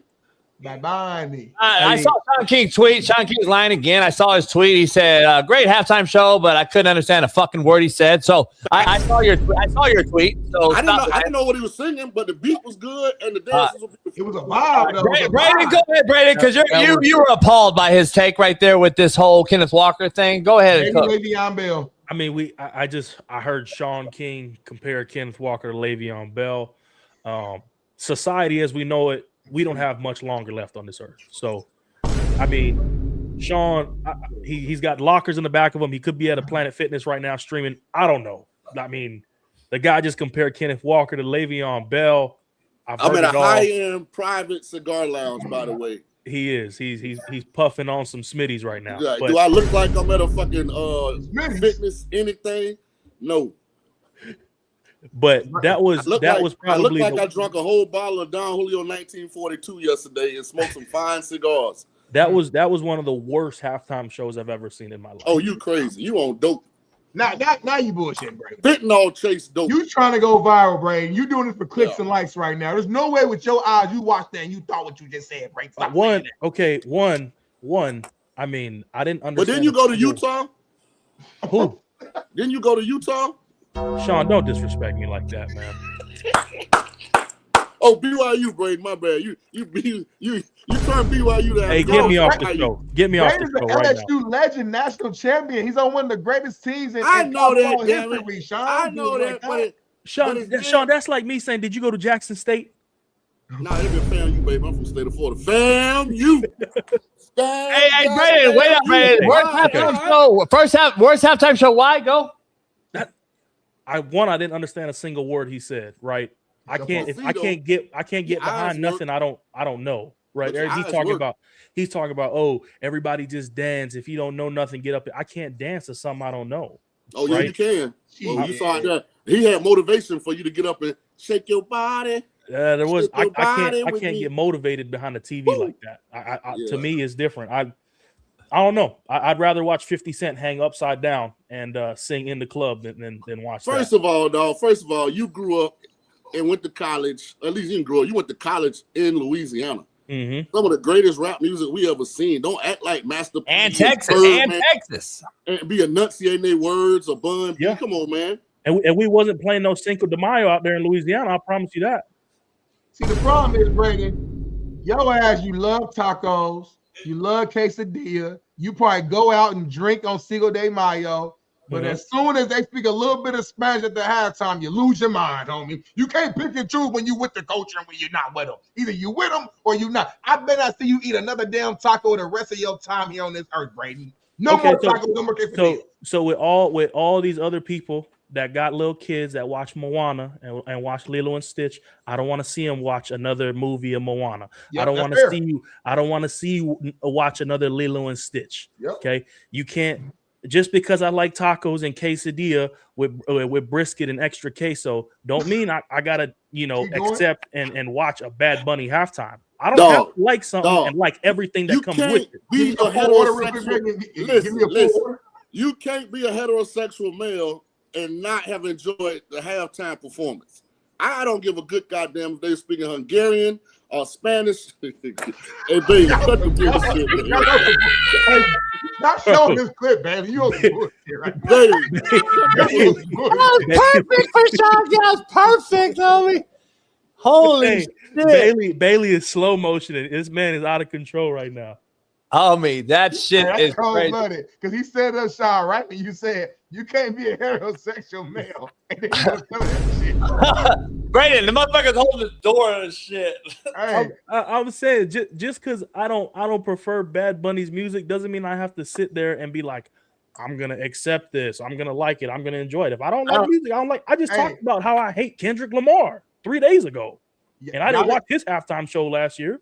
Y'all didn't catch Braden gave his full order though. Y'all missed the whole. He said, "So what? If I like quesadillas with extra brisket with queso and guacamole on the side with a large aqua fresca, who cares?" It don't matter, right? But just because I do like Mexican food and Hispanic culture, it doesn't mean I have to like Bad Bunny's music. It's the same way. You don't have to like Polynesians, but you got your kids watching Moana. Hey, let me put some truth in this. This is what happened at halftime last night. It's a whole lot of brothers in the United States of America that had never heard of Bad Bunny, but when he come to their local convention center, stadium, arena, they thinking about going to this concert now. I guarantee that. They don't want to see, do the concert mimic the halftime performance? They not going to a Bad Bunny concert, Sean. I'm sorry, bro. Nobody's out there willingly saying, man, I'm going to go to no brother is out there saying I'm willingly going to go to a Bad Bunny concert. Yeah, they are. They might wait outside in the parking lot, but they're not finna go into that Bad parking Bunny lot pimp. Because not one of them that interviewed the Super Bowl on Radio Row, Shaun, not one of them knew who Bad Bunny was or a song. Not one player. Not one player. They interviewed him. I got the video. They interviewed all the players. Not one of them knew the motherfucker. Hey, I still don't know. And he just performed yesterday, but I know one thing. He come to Vegas, we might have to go check that out. You go in the parking lot. Like Braden said, you go in the parking lot. You ain't going to buy a fucking $5,000 ticket to go watch that shit you don't understand. I'm not. You just tweeted it out, Shaun. You can't be a hypocrite, Shaun. You just tweeted out. It was a bad thing, but I can't understand the motherfucker said. So you're going to go into the concert and still not understand them and watch it. Stop. Yep. Because I can salsa and I can merengue. No, because the bad bitches that are going to go watch, you're going to go in the parking lot for those. You're not going in to watch that motherfucker. Shaun be in there dancing with the bad bitches. He don't want to wait to the parking lot. He want to be in there vibing and like, you know what I mean? Energized and connecting with them. Hey, Braden, Shaun looks like fucking Shaun. Hey, Shaun got extra chapstick on this morning. He's Shaun killing that. Hey, Shaun doing a little dance though down there. He looks like Moana. Motherfucker look like Moana. He's from Florida though. They do this type of shit. Oh my goodness.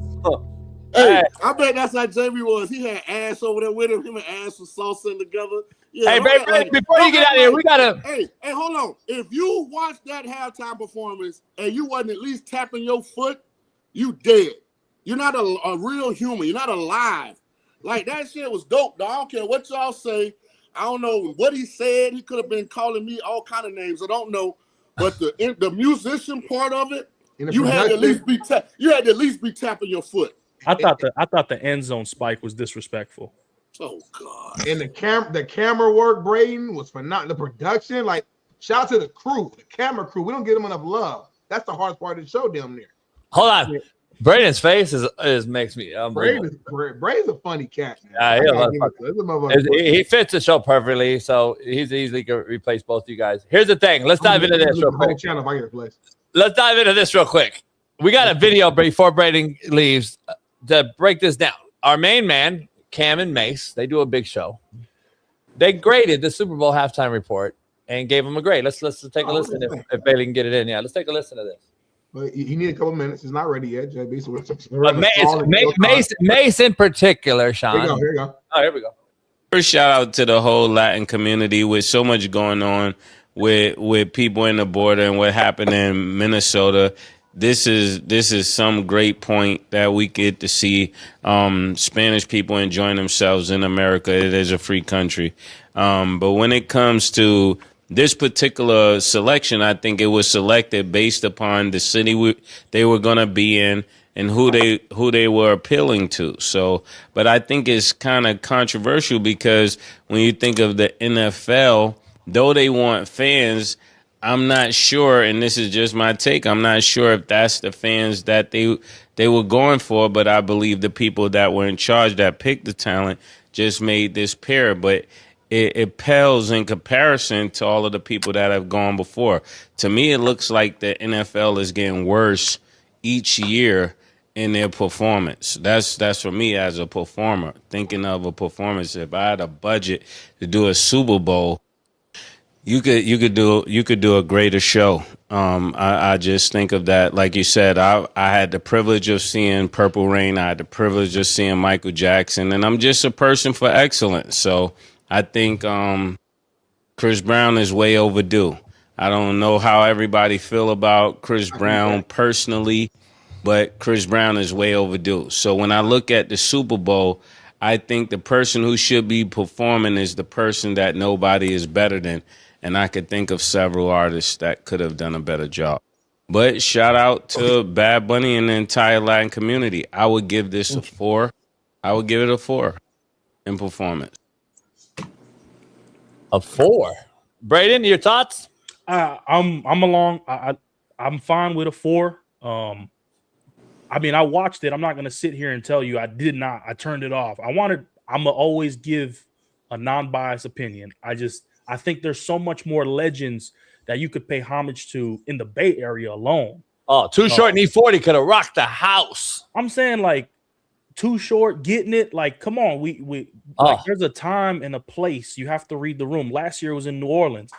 They wanted to hop on the trend of Kendrick because of the Kendrick and Drake beef. But like May said, right, there's so much more value you can add of who's more deserving of these platforms. He said Chris Brown. Chris Brown is a top-notch performer. But like last year, like Smitty just said, Lil Wayne, right? Juvie. You could do so much, guys. Shaun, you went to Tulane. You know how they get down in New Orleans, man. Like, you could do so much more. And I think that's the thing about the NFL is the NFL is becoming they try to become so inclusive. Right, you look at the award show, and I'm going to ramble here a little bit before I get off, but you look at the award show, right? They try to become like a concert in between giving out awards. It's turned into the Grammys.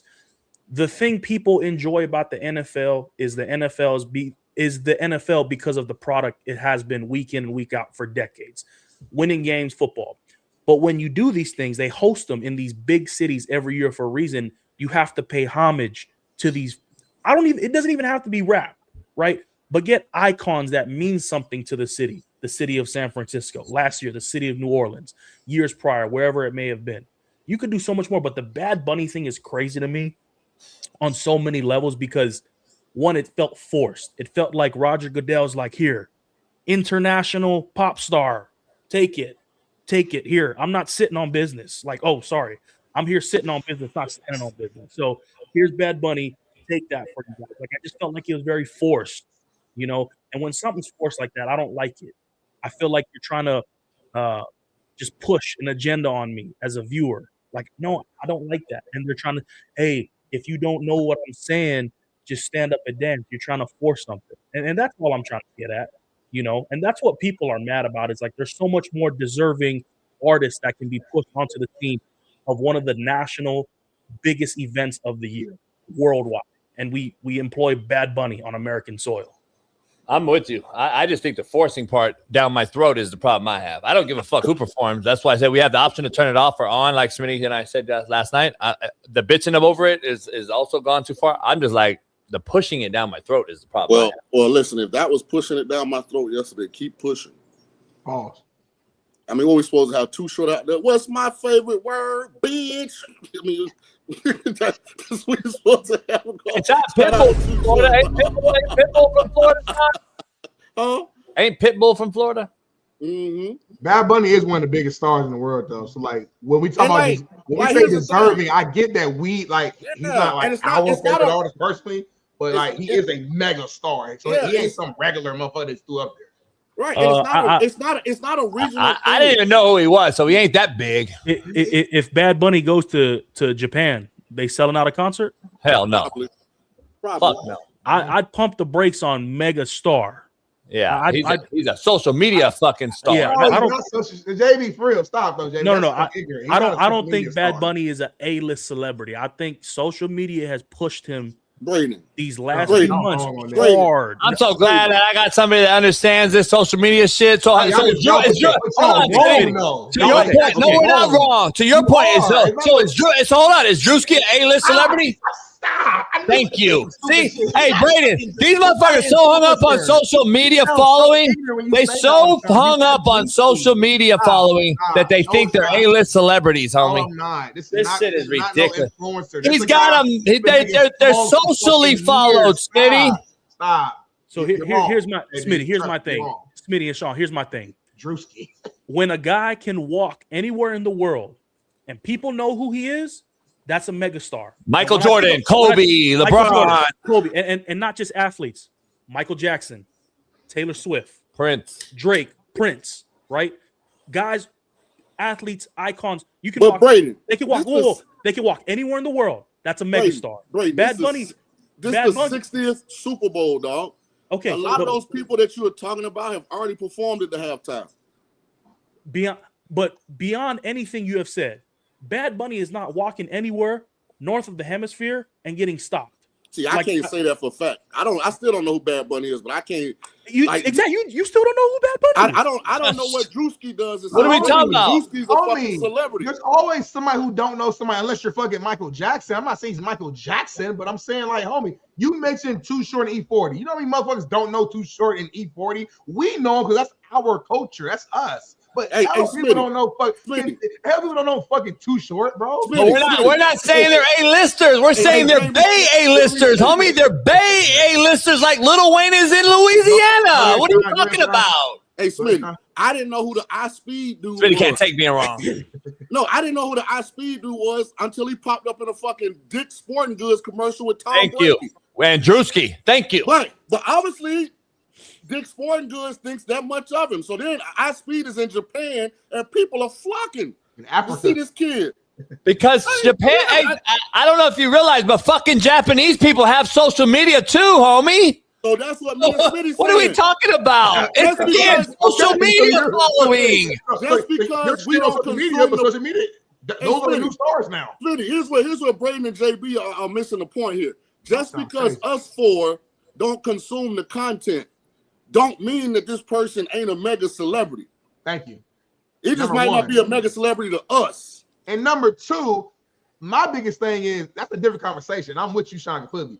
Bad Bunny don't fall in the realm of a fucking just social media like this influencer. This motherfucker has made, again, whether we like it or not, he's made hits. And it's like the numbers don't lie, the charts don't lie. We don't have to like it. I don't listen to fucking who's Travis Kelce's fucking Taylor Swift.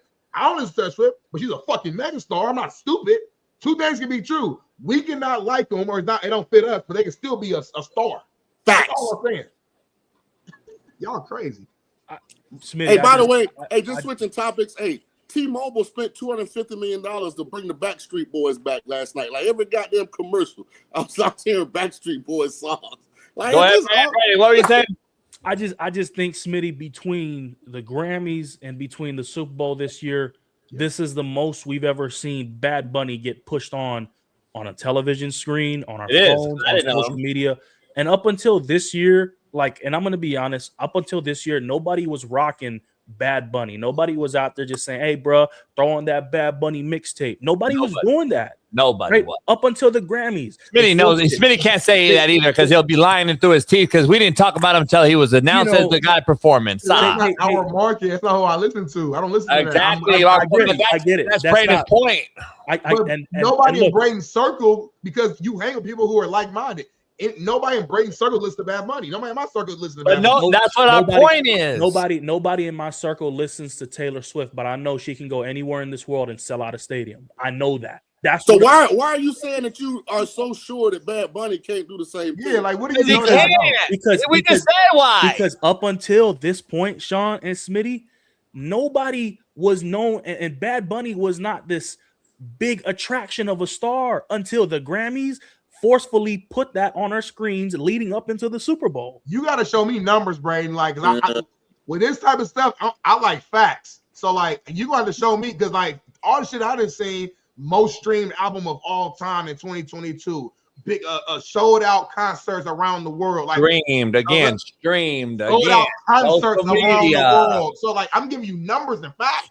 So like again, streaming though, you're only talking about your side of your defense though. We're talking about social media and streaming. You're saying streaming. That's defending what? Social media. Your point. No, that is but the same. Our point is he can't go to Japan and walk down the street and get flocked to like a fucking Michael Jordan or an A-list celebrity or a Taylor Swift. That means people around the world are deciding to type in Bad Bunny and Smitty. Spotify, Apple Music, and download my album. What are you talking about? Well, now they're gonna do it because the NFL and Grammys forcefully put them on the biggest platform. Braden, 2022. Because they forcefully put them on the biggest platforms of the year and forced that down the viewers' throats. Well, right? Braden, let's be honest, Braden. Last year was Kendrick Lamar, right? Yes. That song when he got in the battle with Drake, that they played so much that it became tight. That blew Kendrick Lamar up. Like, not saying he's not a good rapper, but ain't nobody outside of California listening to no damn Kendrick Lamar album. But he did the Super Bowl last year. No offense to Kendrick Lamar. This is real facts. 100%, If you go in Tennessee, Mississippi, Florida, Georgia, Alabama, anywhere down there right now, ain't nobody driving around the fucking city bumping Kendrick. I hate Kendrick. I don't listen to Kendrick Lamar, and I lived in California for 3 years. I don't like Kendrick. I don't think his music is good. I think people just want to claim to somebody being a modern day Tupac, and that's their claim to fame. Is Kendrick Lamar is our modern day poet Machiavelli? I think he sucks. He's garbage. He's horrible to me. But go ahead. Let me break this down real quick to this whole point of this thing, because I think English speaking is going to end up biting him in the ass. I got 2 minutes at the mouse. I bet 20% of the world speaks English. The other 74%, by the way, second language is English. Of the countries that don't speak it as their primary, the secondary is English. So you do realize how many fucking people that is across the globe, right? Eventually, this guy don't speak English and not going to do a song in English. You think he's going to land in London and do a fucking sold-out show? Is he going to go to fucking Great Britain and do a show? Is he going to go to fucking any of these countries that speak English, homie, as a secondary language? And expect him to sell it out? That's an A-list celebrity, homie. No, he's not. It's going to die out. I'm just telling you that. Braden's point was they pushed this guy on us last minute, and now we found out who he was. He ain't going across the globe speaking non-English songs, homie. So the facts are that Bad Bunny in 2022 is called the World Hottest Tour, became the highest grossing tour in a single calendar year at the time, bringing in over 435 million. He was the first Latin act to sell out stadiums in Italy and Poland, and 2 of them in Portugal. 48 sold-out shows in 31 North American cities in 2024. Everything I'm naming right now is prior to yesterday. What's Portugal? You know Portugal. What I'm telling y'all is Portugal's Latin, right? Y'all are like actually wrong though. Like I'm not even trying to argue. I'm just telling y'all that like 2 + 2 is 4, and y'all keep saying it's 5, and it's not. So I love y'all. I'm just trying to tell y'all, Braden and JB, out of respect for y'all on the show, y'all are wrong, and it's okay. It's okay. But the market in which he was selling to on these tours were Latin dominant cities. Portugal, right? North America. Most of these places, Latin speaking places, Smitty. Hey, first of all, I'm saying he's not going to go to. Go ahead, Shaun. His demographic is not culturally attached. It's gender attached. Females love Bad Bunny. And gays. You don't believe me? Go look. Go just browse TikTok and all that shit, and watch how many black and white females was up dancing at halftime to Bad Bunny. Like it, dislike it, whatever. I didn't know what it was today. Hey, Shaun, and then dissect that. Shaun, dissect that and show me all the white liberals that like it too. Anyway, Braden, shout out to you coming on. Smitty got to get out of here. Much love, Braden. We'll have to get you on soon. We're getting into the spring. We'll have to have you on, man, to get down to the spring ball. UFL, we're coming down your way. We're going to go visit AJ and Kevin Sumlin and all them boys and do some shows live down there. I can't wait till Shaun gets actually exposed in public. So we'll see that, and then we'll have to come by and see you, Braden, or pull up with us. And Braden, where's home for you? What state? I love y'all, man. I'm all over. Dallas, AZ, all over. Hey, adios, Smitty. Love you, Braden. Love you, Shaun, JB. Yeah. Braden, shout out. King, shout out. We'll see you tomorrow. No, we won't see you tomorrow. We're off the rest of the week. Shout out to you. Make sure you tune into the videos we'll have up. Try to refresh this channel so we're not getting fucking age restricted every day. And we will see you next Monday. We'll be back for a week, and then we'll be off for a week, and then we'll see if Shaun King can show up on time next week. We off the rest of the week? Yeah, this week, yeah. Okay, all right. I bet. Appreciate you guys. Much love to Paris, Bailey, all you guys. We'll see you tomorrow. Or we'll see you Monday. Peace.